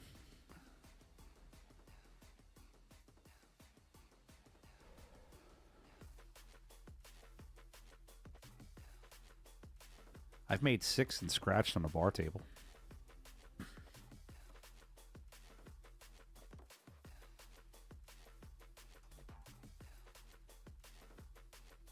Skied the cue ball about 15 feet off the table when I did that one. So what that means is it doesn't count.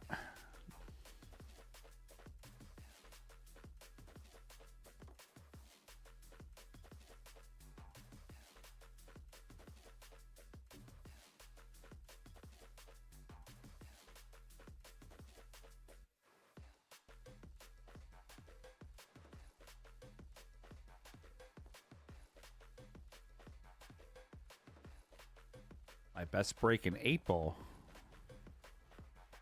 was 6 balls, 5 solids, and a stripe. And I didn't get out.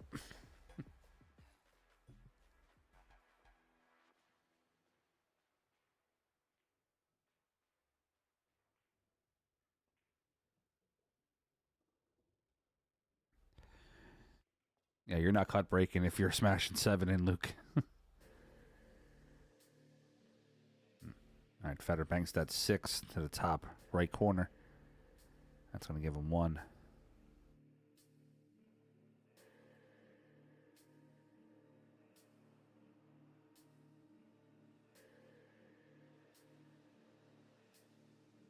Now that break was on a 9-foot table. I break hard. I just don't always get the best leaves. Fedor misses that one.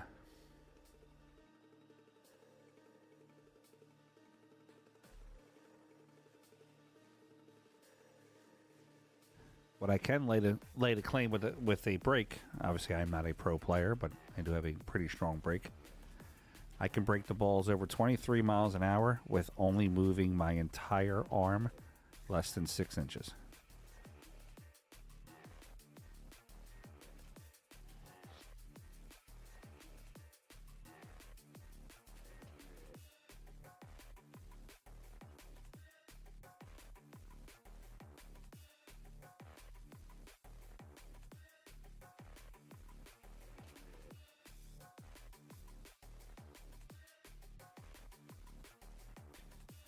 Fedor 1 rail over.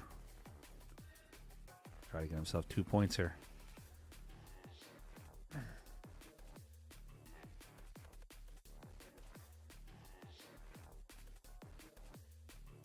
Great shot by Fedor. It's going to give him 2. He's going to play the 3 and try to make the 3 back to the right side. I got to turn that off. Whoever that was that just joined the PA Pro-Am page, thank you.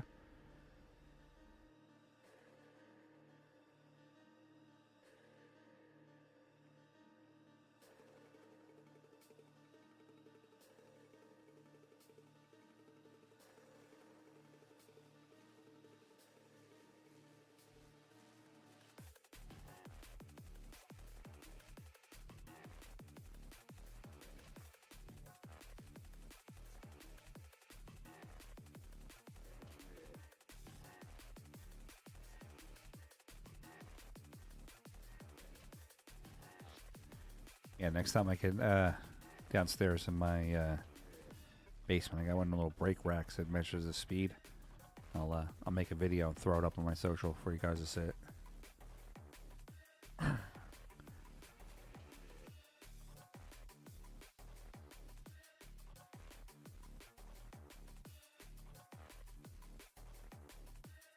Baraks, nice shot on that 3-ball.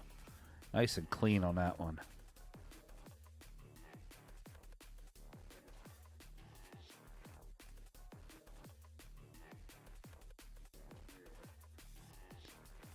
And we got 2-1 on the ball count for this matchup.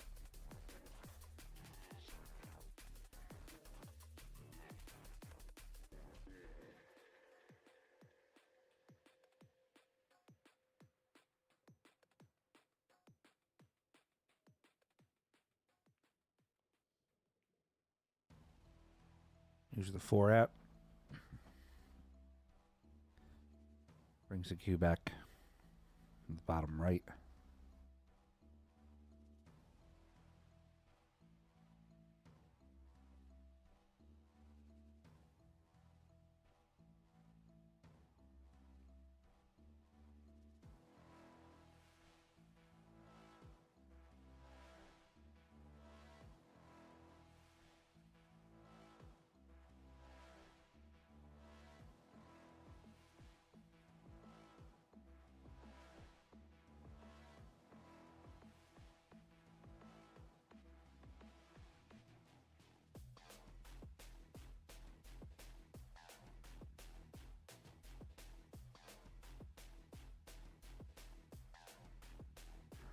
Hey, Steve, happy birthday to Bob.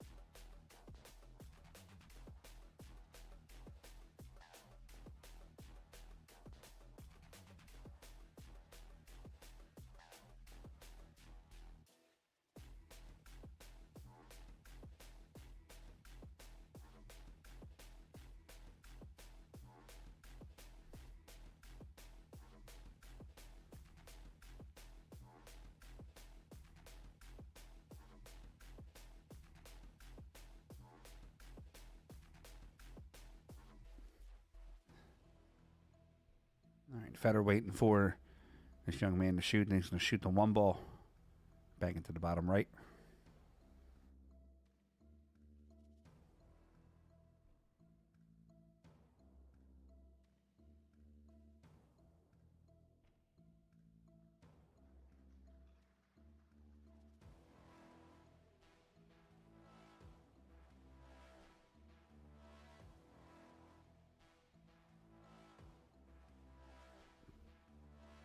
Fedor slows the 1. The 1 holds up.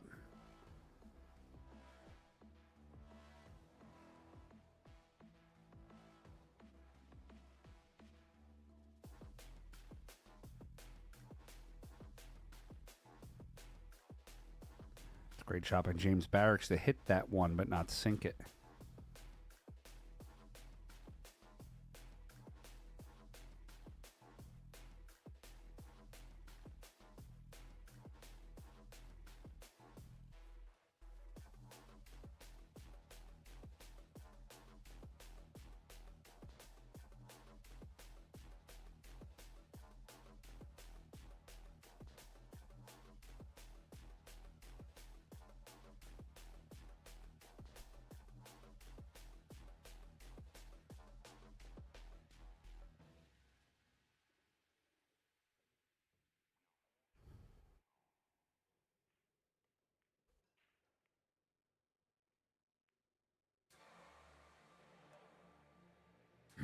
James Baraks tucks that ball right behind the 2.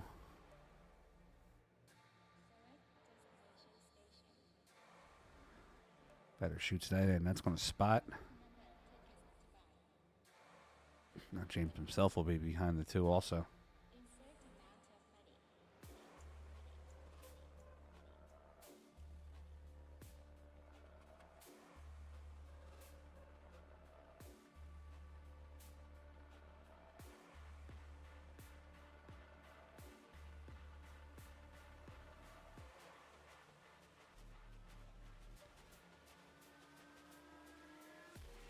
Ball skirts out a little bit.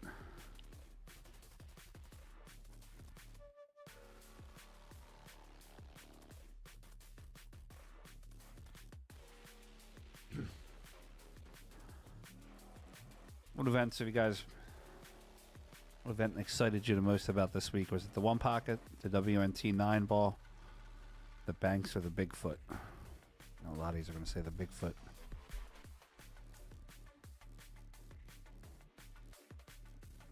It's my guy Lucas. He rocks the red and the black PA Pro-Am. Nice try by Fedor.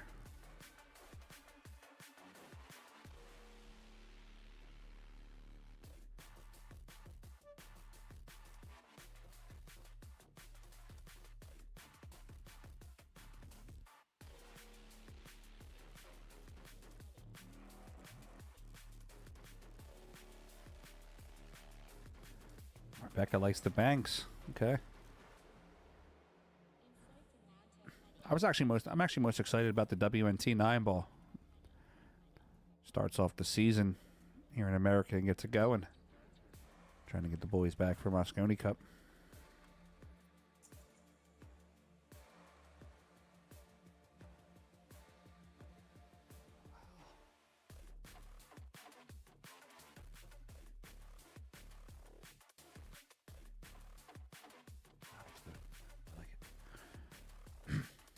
Benny Raleigh, it's a 10-foot by 5-foot table that they play 10 ball on. They call it the Bigfoot 10 ball event. Thanks, Steve. If we're at the Super Billiards Expo every year, Diamond usually has a 10-foot there.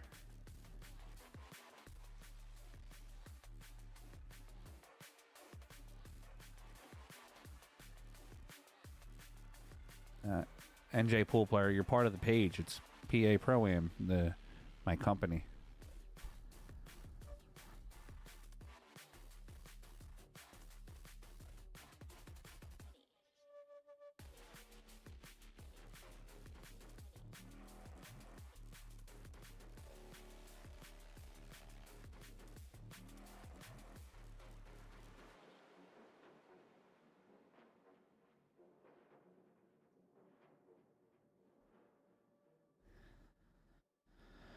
William Copley, you're on 1 foul.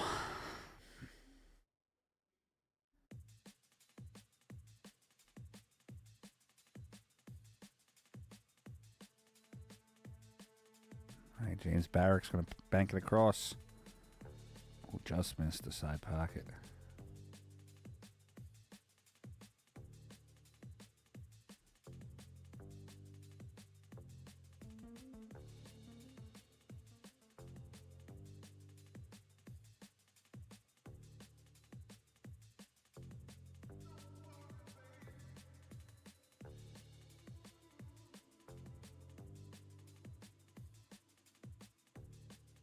I'm just messing around, William.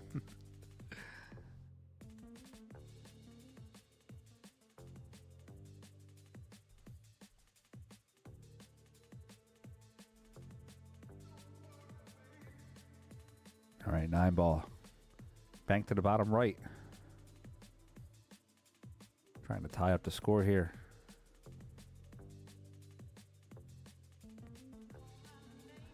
James hits that very firm, very nice.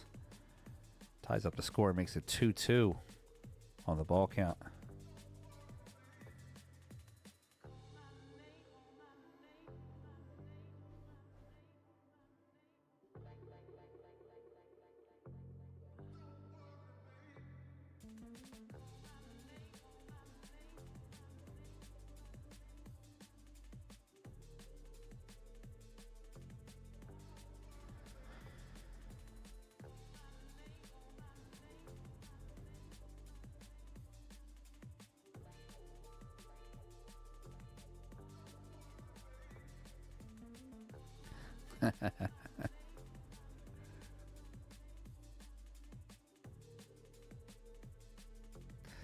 Three chat fails and Earl Strickland shows up to your house and talks to you about jump cues.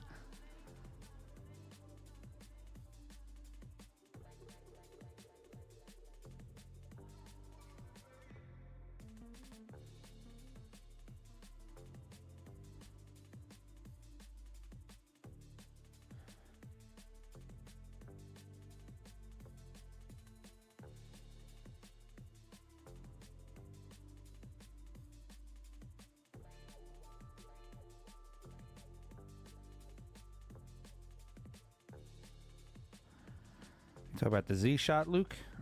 Luke Kinsley. Kisley.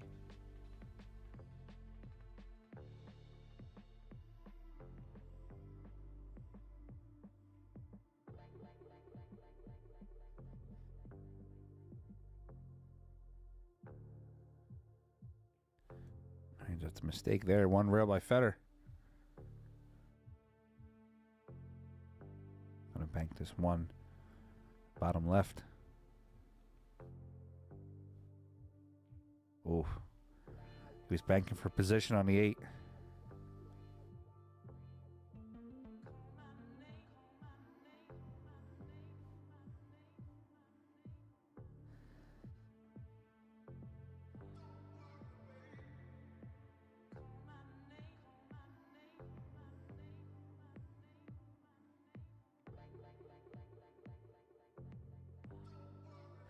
It would be fun to teach the AI robots the personalities of the players. So you could have Earl Strickland and Jason Shaw and some of the comical players live on forever.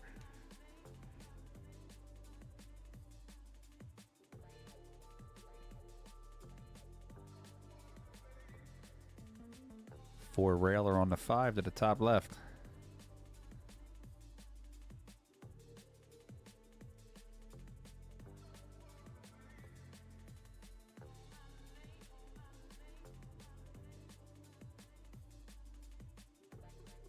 Almost.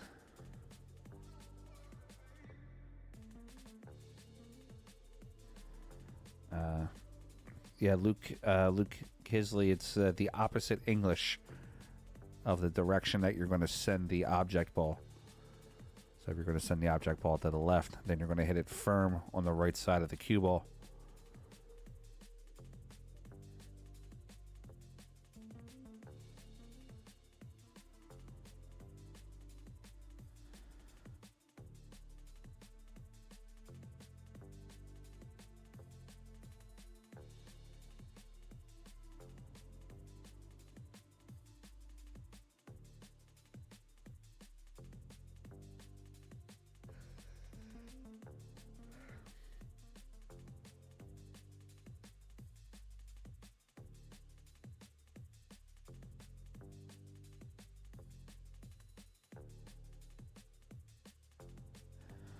Four railer again on the 2.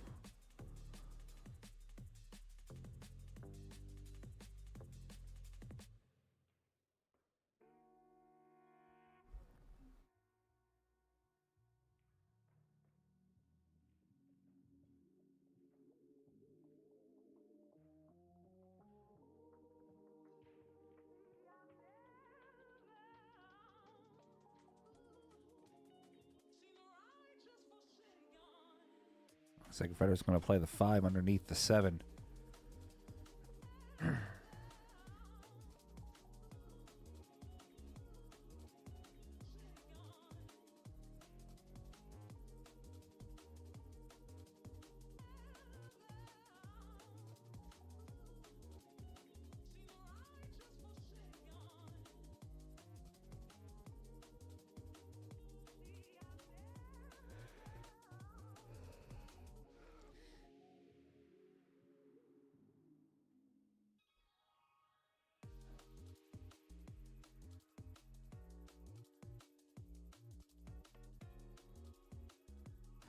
Just caught the edge of the rail on the way in. All right, Fedor has a shot at the 1.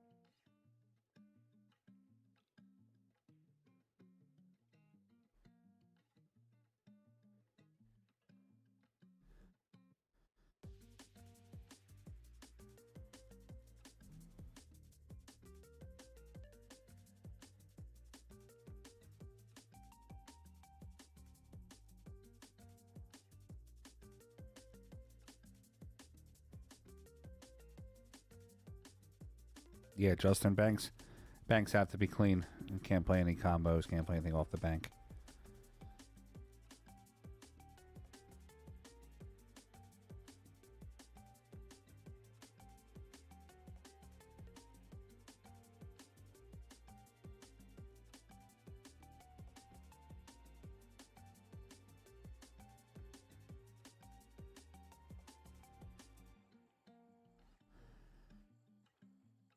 All right, James is going to get his extension. He's going to bank the 7.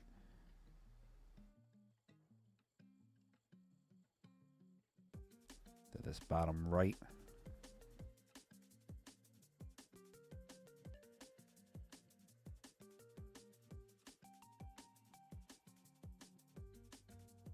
Seven goes in. Nice shot. I believe that James Baraks needs one more. He's got 4 on the rack score.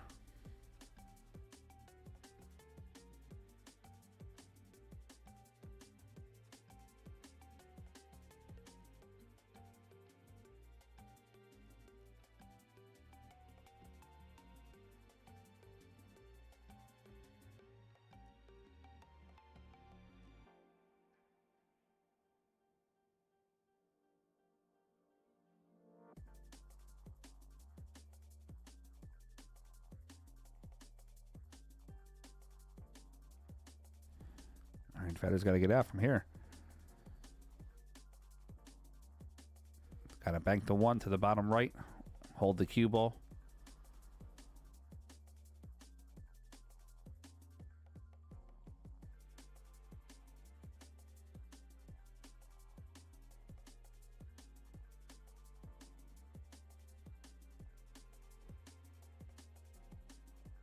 Oh, that holds up. Yeah, I don't think Earl would go on Rogan. Earl doesn't like the fact that Joe did that impression of him.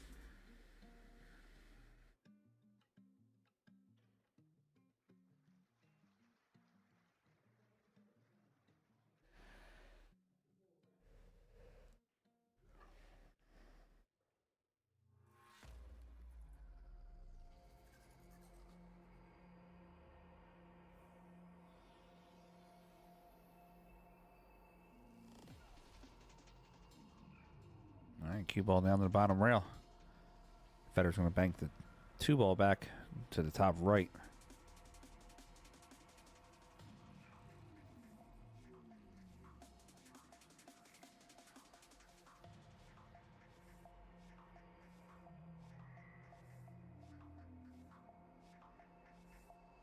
Oh, just misses it. NJ Pool player. The Ghost wins that one. The actual Ghost, not Fedor. The Ghost wins that one. Probably big too. 100 to like 40. 30 maybe.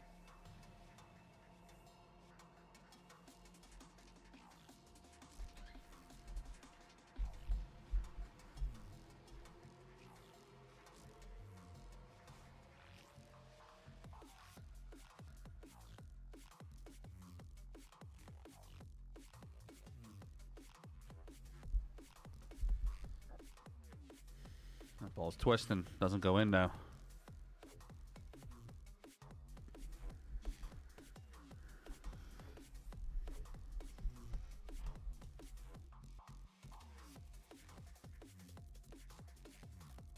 All right, 1 rail cross corner. Fedor Gorst is going to play the 8 off the right side rail to the bottom left pocket.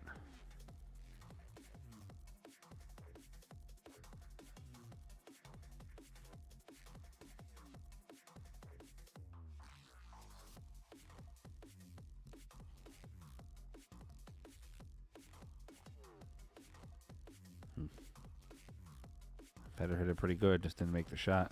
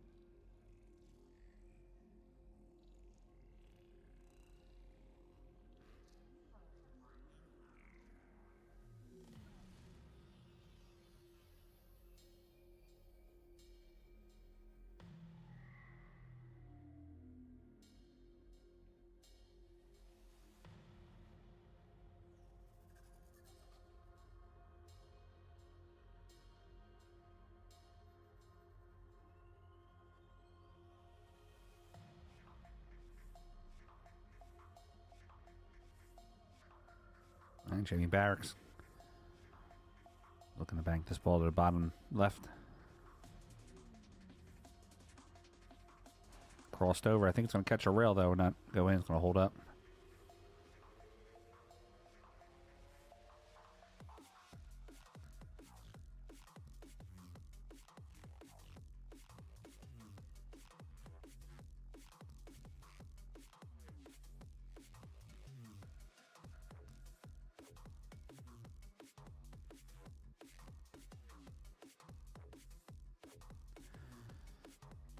Fedor's going to have a tough time with this one.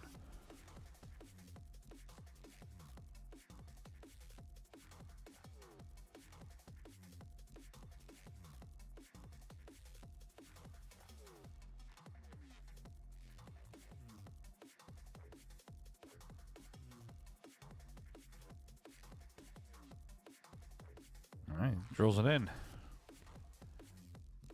He's going to go with 3 rails on the 8 ball.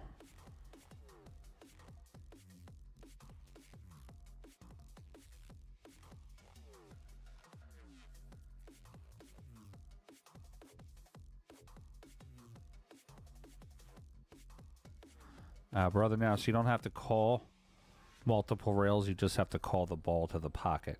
So Fedor can call the ball to one pocket, hit every rail on the table. As long as it goes in that pocket, he's good.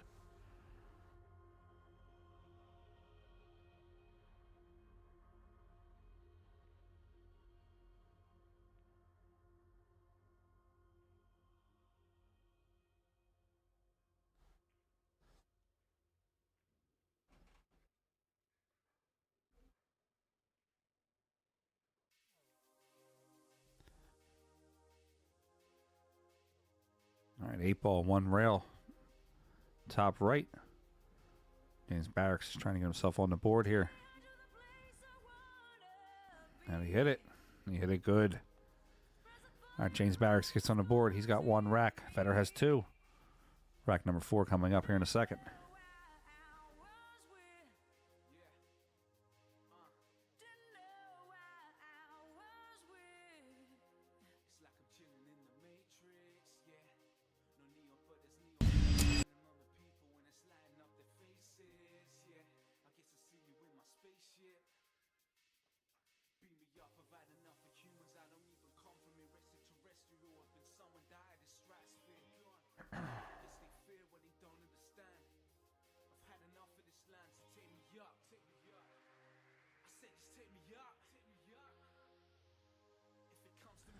All right, here we go. Rack 4. James Baraks, the break. He's trailing 2-1 in the overall score.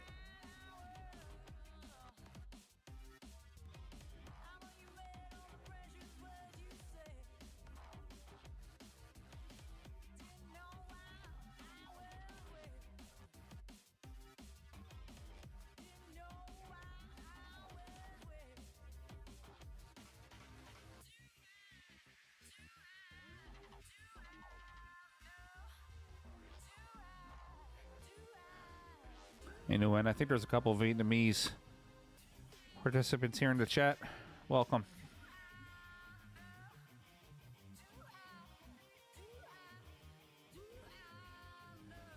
It's a ball and pocket, Chuck, so it doesn't matter how many rails it goes.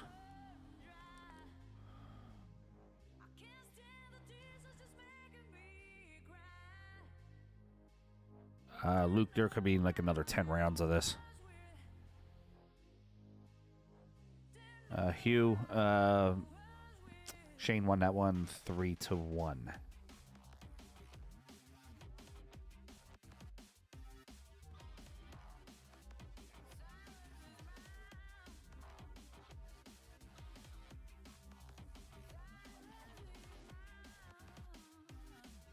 That match is on the PA Pro-Am YouTube page. I commentated that one earlier today.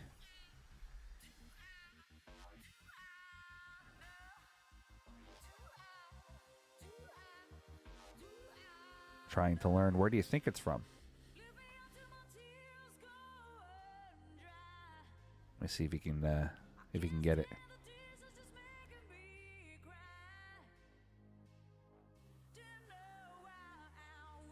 Jason Blias, if it hits the point of the side rail and you call it to a different pocket, it will count. But you cannot hit the point of the side rail going in just straight. Like I couldn't just shoot the one into the point and then have it go into the pocket and have it count.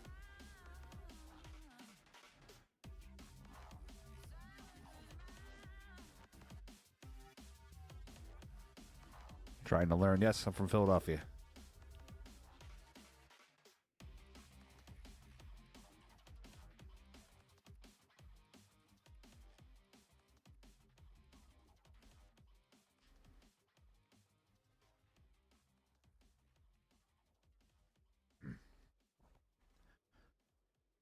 Good try by Jamie Baraks, but he missed that shot. Gonna leave Fedor a couple different shots. He has a backward to bank on the 5 to the right side. Lower Appalachian.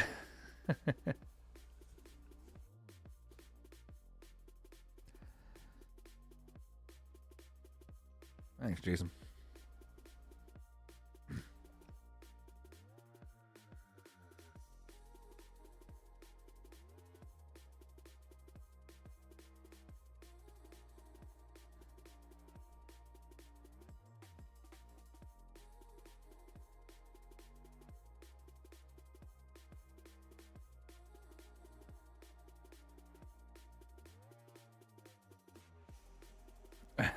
Large, because you got the same one.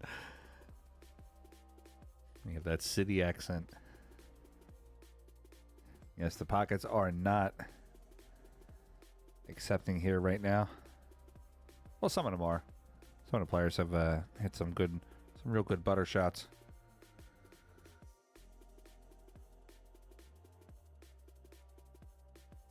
Oh, better misses the 3-railer in the side.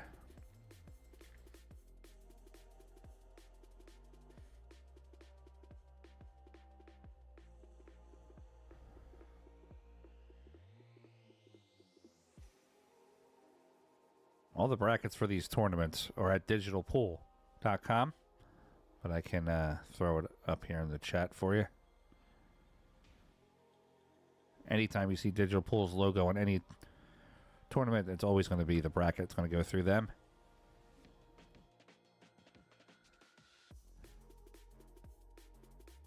Robin, I got rid of Collins. He's never coming back. I'm only playing around. Collins had something to do this weekend, so Fedor had asked me to step in and commentate for him. I believe Collins will probably be back sometime this week commentating also. I think him and I will actually might even do a joint commentary together.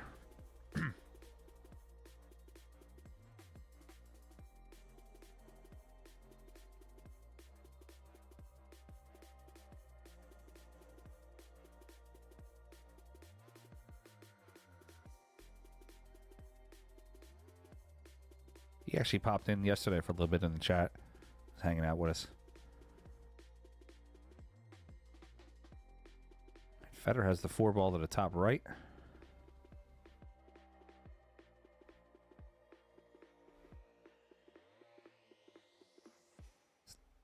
Skyler did lose his match today to John Henney in the 1 pocket, though.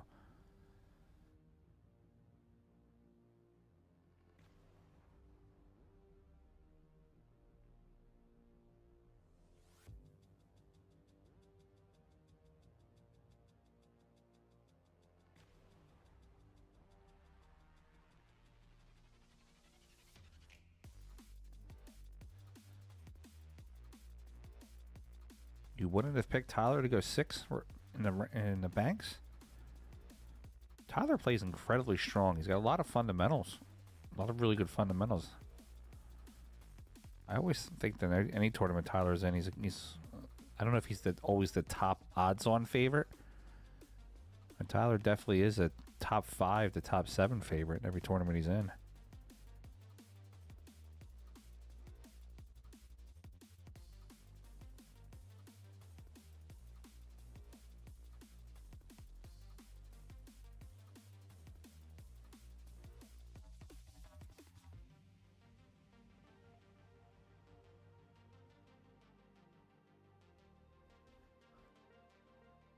And Jimmy Baraks going to bank this ball right back where he's at.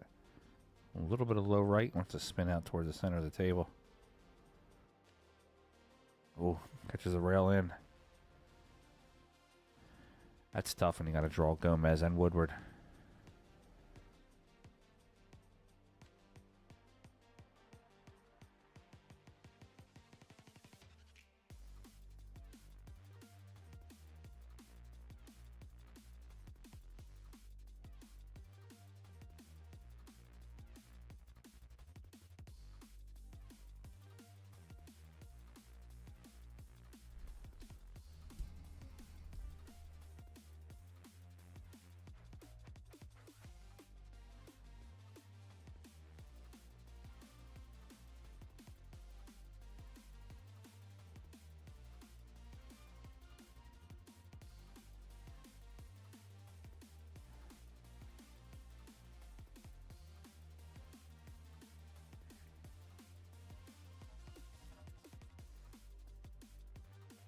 Are we considering a tournament, not winning a tournament, as choking? Or,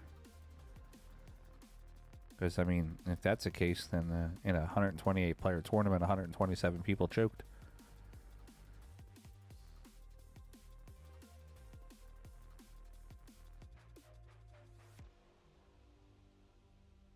He won the Texas Open. He won 2 Matchroom ranking events last year, back-to-back. He's come in top 6, I think, in 5 of them. I think you need to check that a little bit.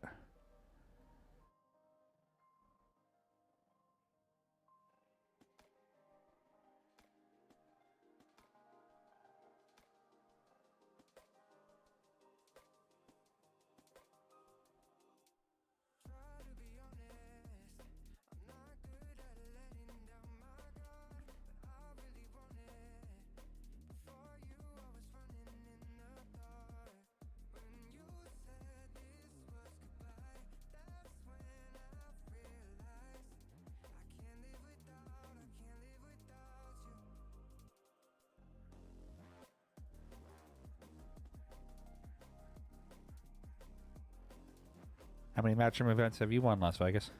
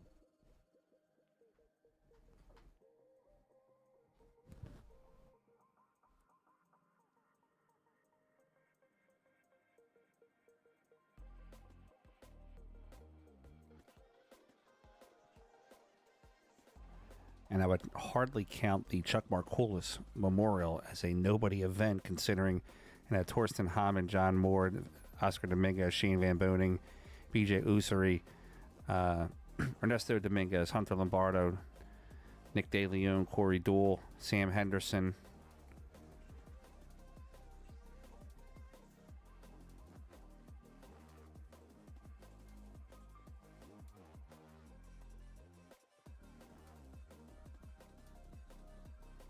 You're not being realistic. That's the thing. You're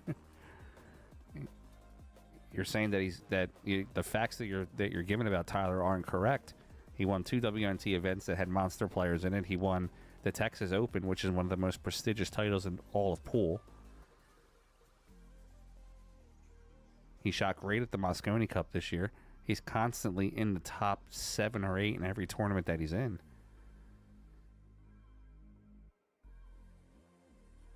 SVP was the only great player in it. Wow. Okay. So Oscar Dominguez is not a great player. Thorsten Hamann, who's a former world champion, is not a great player.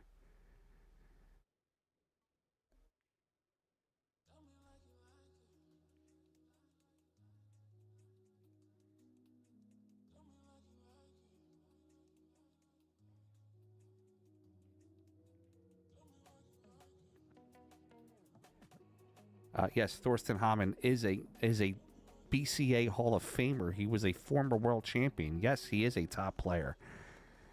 And if you want to play him in any match, I can definitely get that set up. Yes, everybody's a former world champion or a former player. You can't always win every single one every year.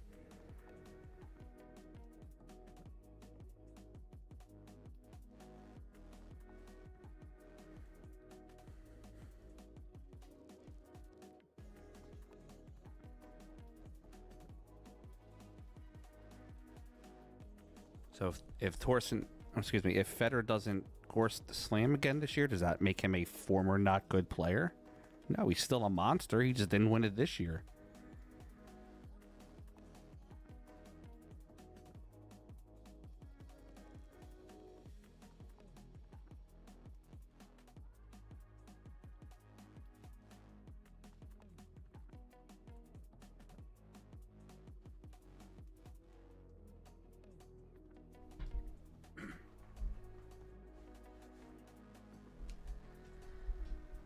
Well, you can call it trolling, but Tyler's a good friend of mine. I'm not going to let somebody just disrespect his legacy like that.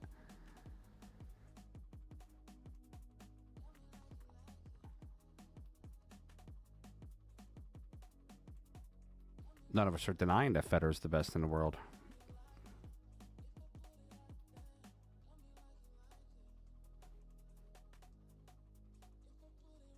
All right, we're going to get back to the action here.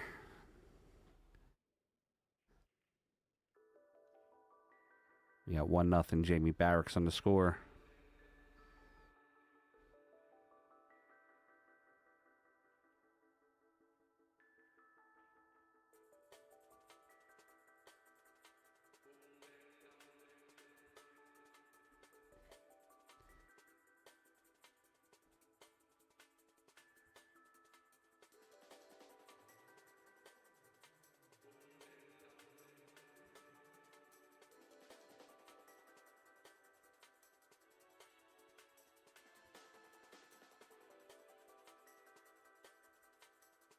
We got one rail here on the 2-ball. With a high right English played off the left side rail to the bottom right corner.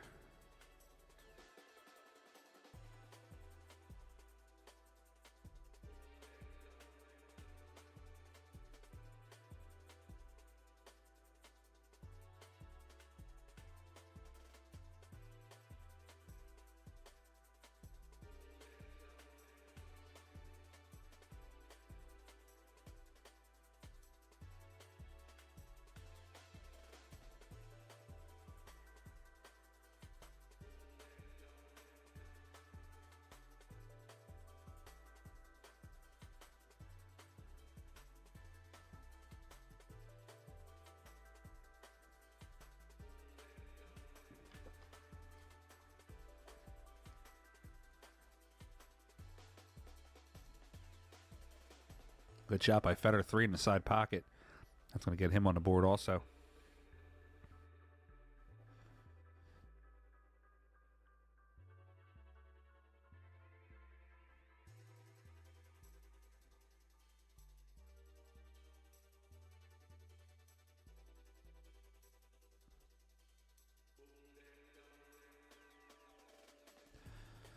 All right, 2 down for Fedor. It's a great shot, too, wrapping it around the 2-ball.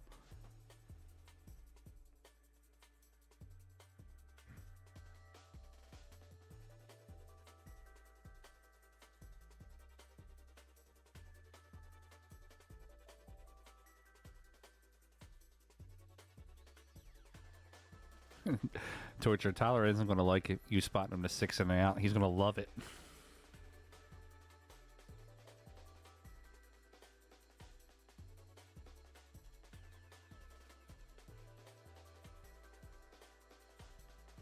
That's 3 for Fedor.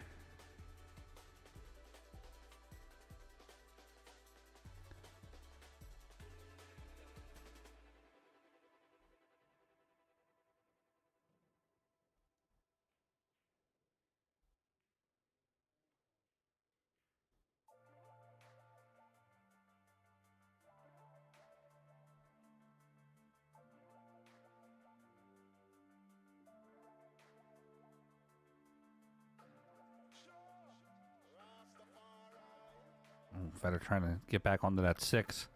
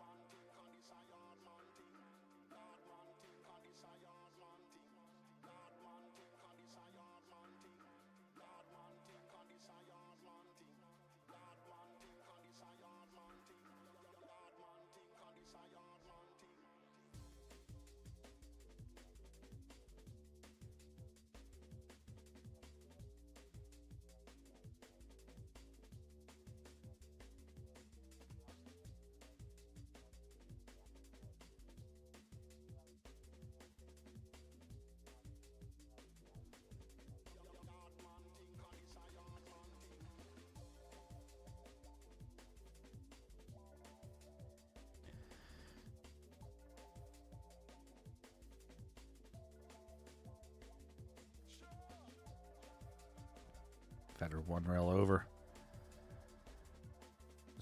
There's 4 players left in this from Ohio that are pretty strong. I was talking to my friend Jim here. He said it's Billy Thorpe, obviously Olinger and Stone. This Dylan Wog, he's 21 years old. He beat a couple good players this weekend.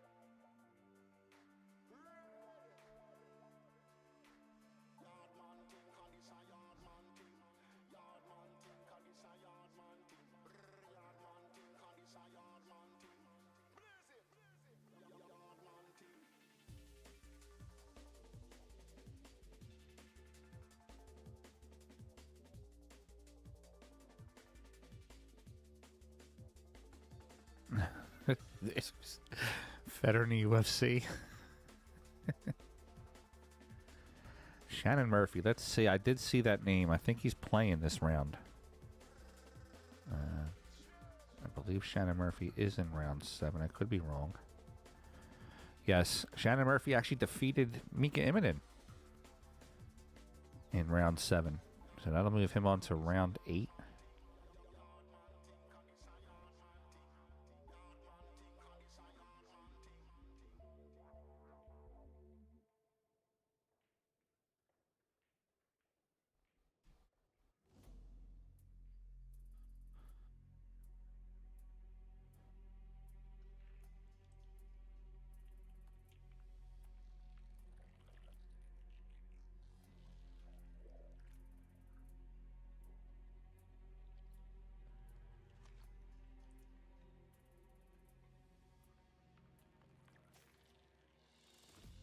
Wow, how did that not fall down? Don't touch the table.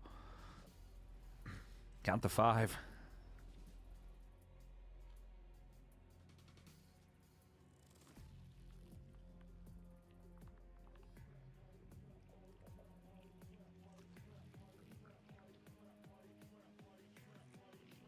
Yeah, I see that too, Torture. There's a lot more than 10. There are 7 players that have a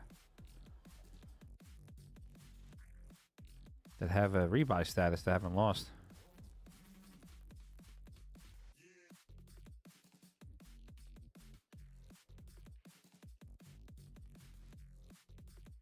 I believe filler is still in the banks. Let me see.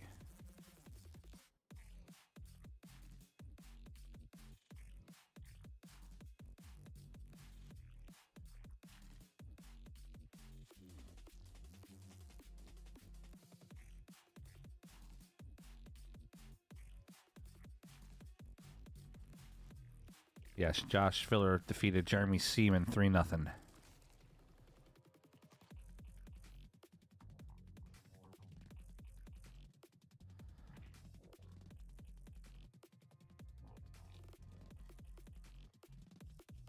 Guys, I don't think we need to talk about whether or not Josh or Fedor would win in a fist fight.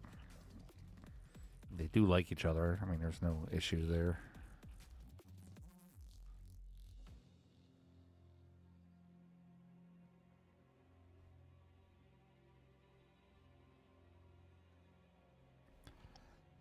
On Digital Pool, Doorman. I'm going to hook you up here, buddy. I got you. Digitalpool.com. If you go to tournaments, type in Derby City. It'll bring up everything that we have.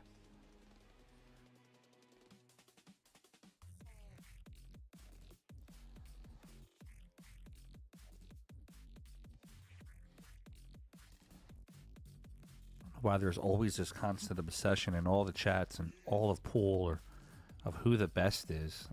Why don't we just celebrate having awesome content of pool?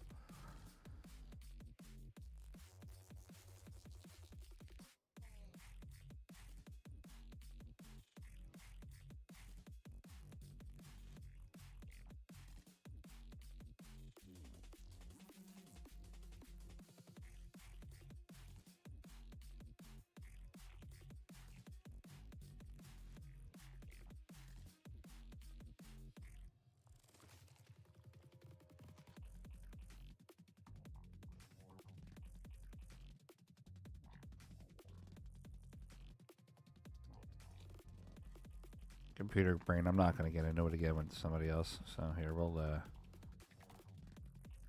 see you tomorrow, buddy.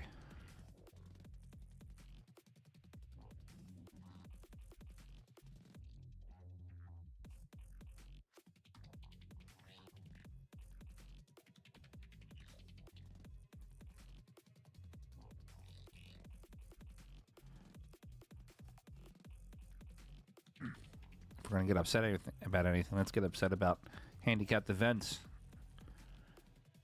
Be happy about opens.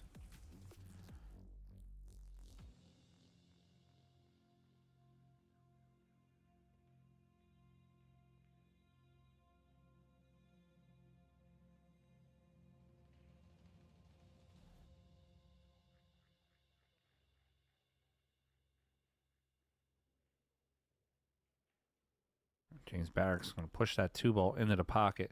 It's going to spot up. 5 and the 8 are blocking each other. The 6 is getting blocked by the 5 and the 8. 1's in the bottom corner. It's going to leave Fedor a tough shot here. He's going to have to play the 2 back where he's at.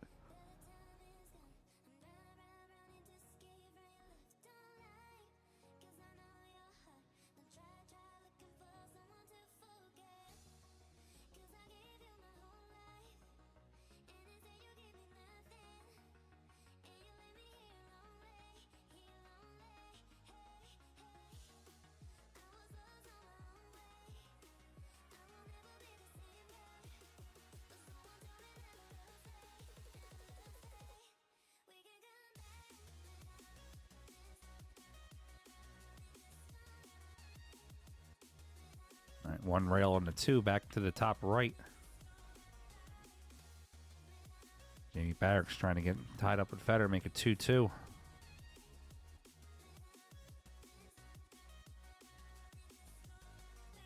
Actually, I think they're missing a ball. I think he just made one.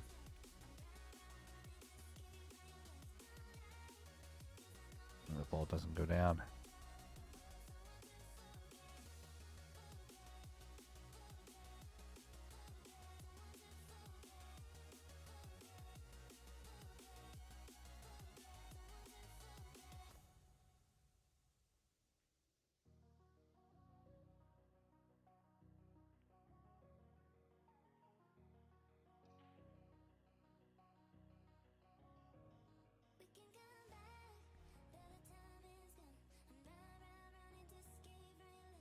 All right, Fedor's going to bank the 2 to the bottom right corner, 1 rail. It's turning, it goes in. Fedor's got 4, he needs 1 more. See, you guys had to talk about handicap tournaments. Now my dog's up, she's walking, pacing around.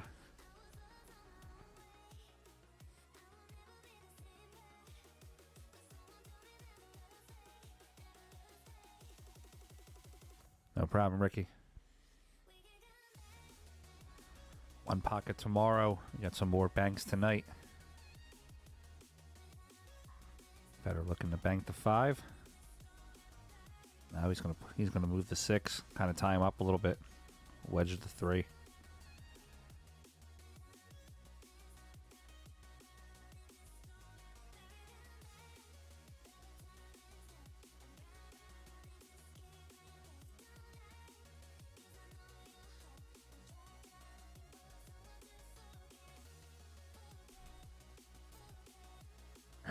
Martinez up 6-3. Wow.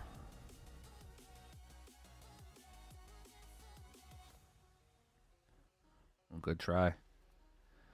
Now my dog just she's trained to sniff out bad handicaps.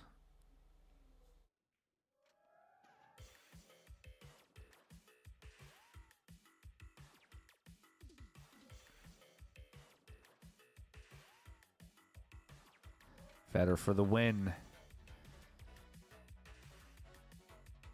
Fedor's going to defeat Mr. James Baraks. It's going to move him on into round 7.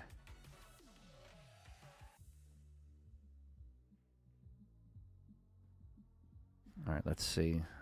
Round 7 is going to be played tonight. They have 90% finished in round 6.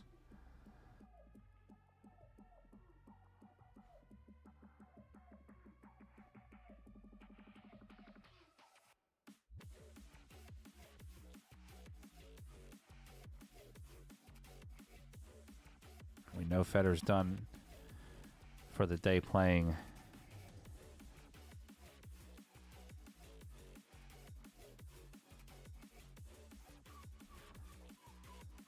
So we know that Fedor's done playing in this one pocket today. Let's see. They're starting to update round 7 now for the banks.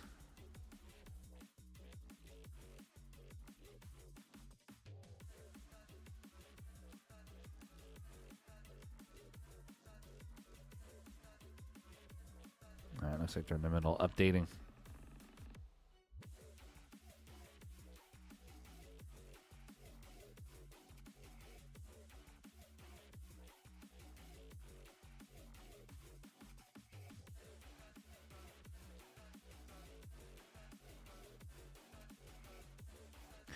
Yeah, looks like their website's backlogging a little bit here.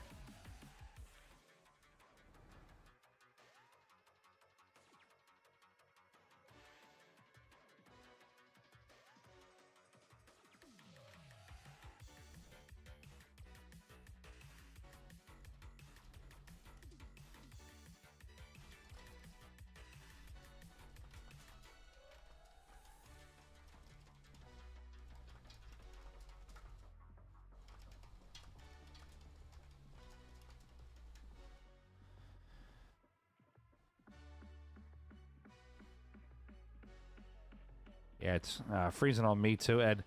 All right, guys, listeners, we're going to shut the stream down here for a few minutes, reset up. We're going to figure out when Fedor's playing his matchups, his next matchup.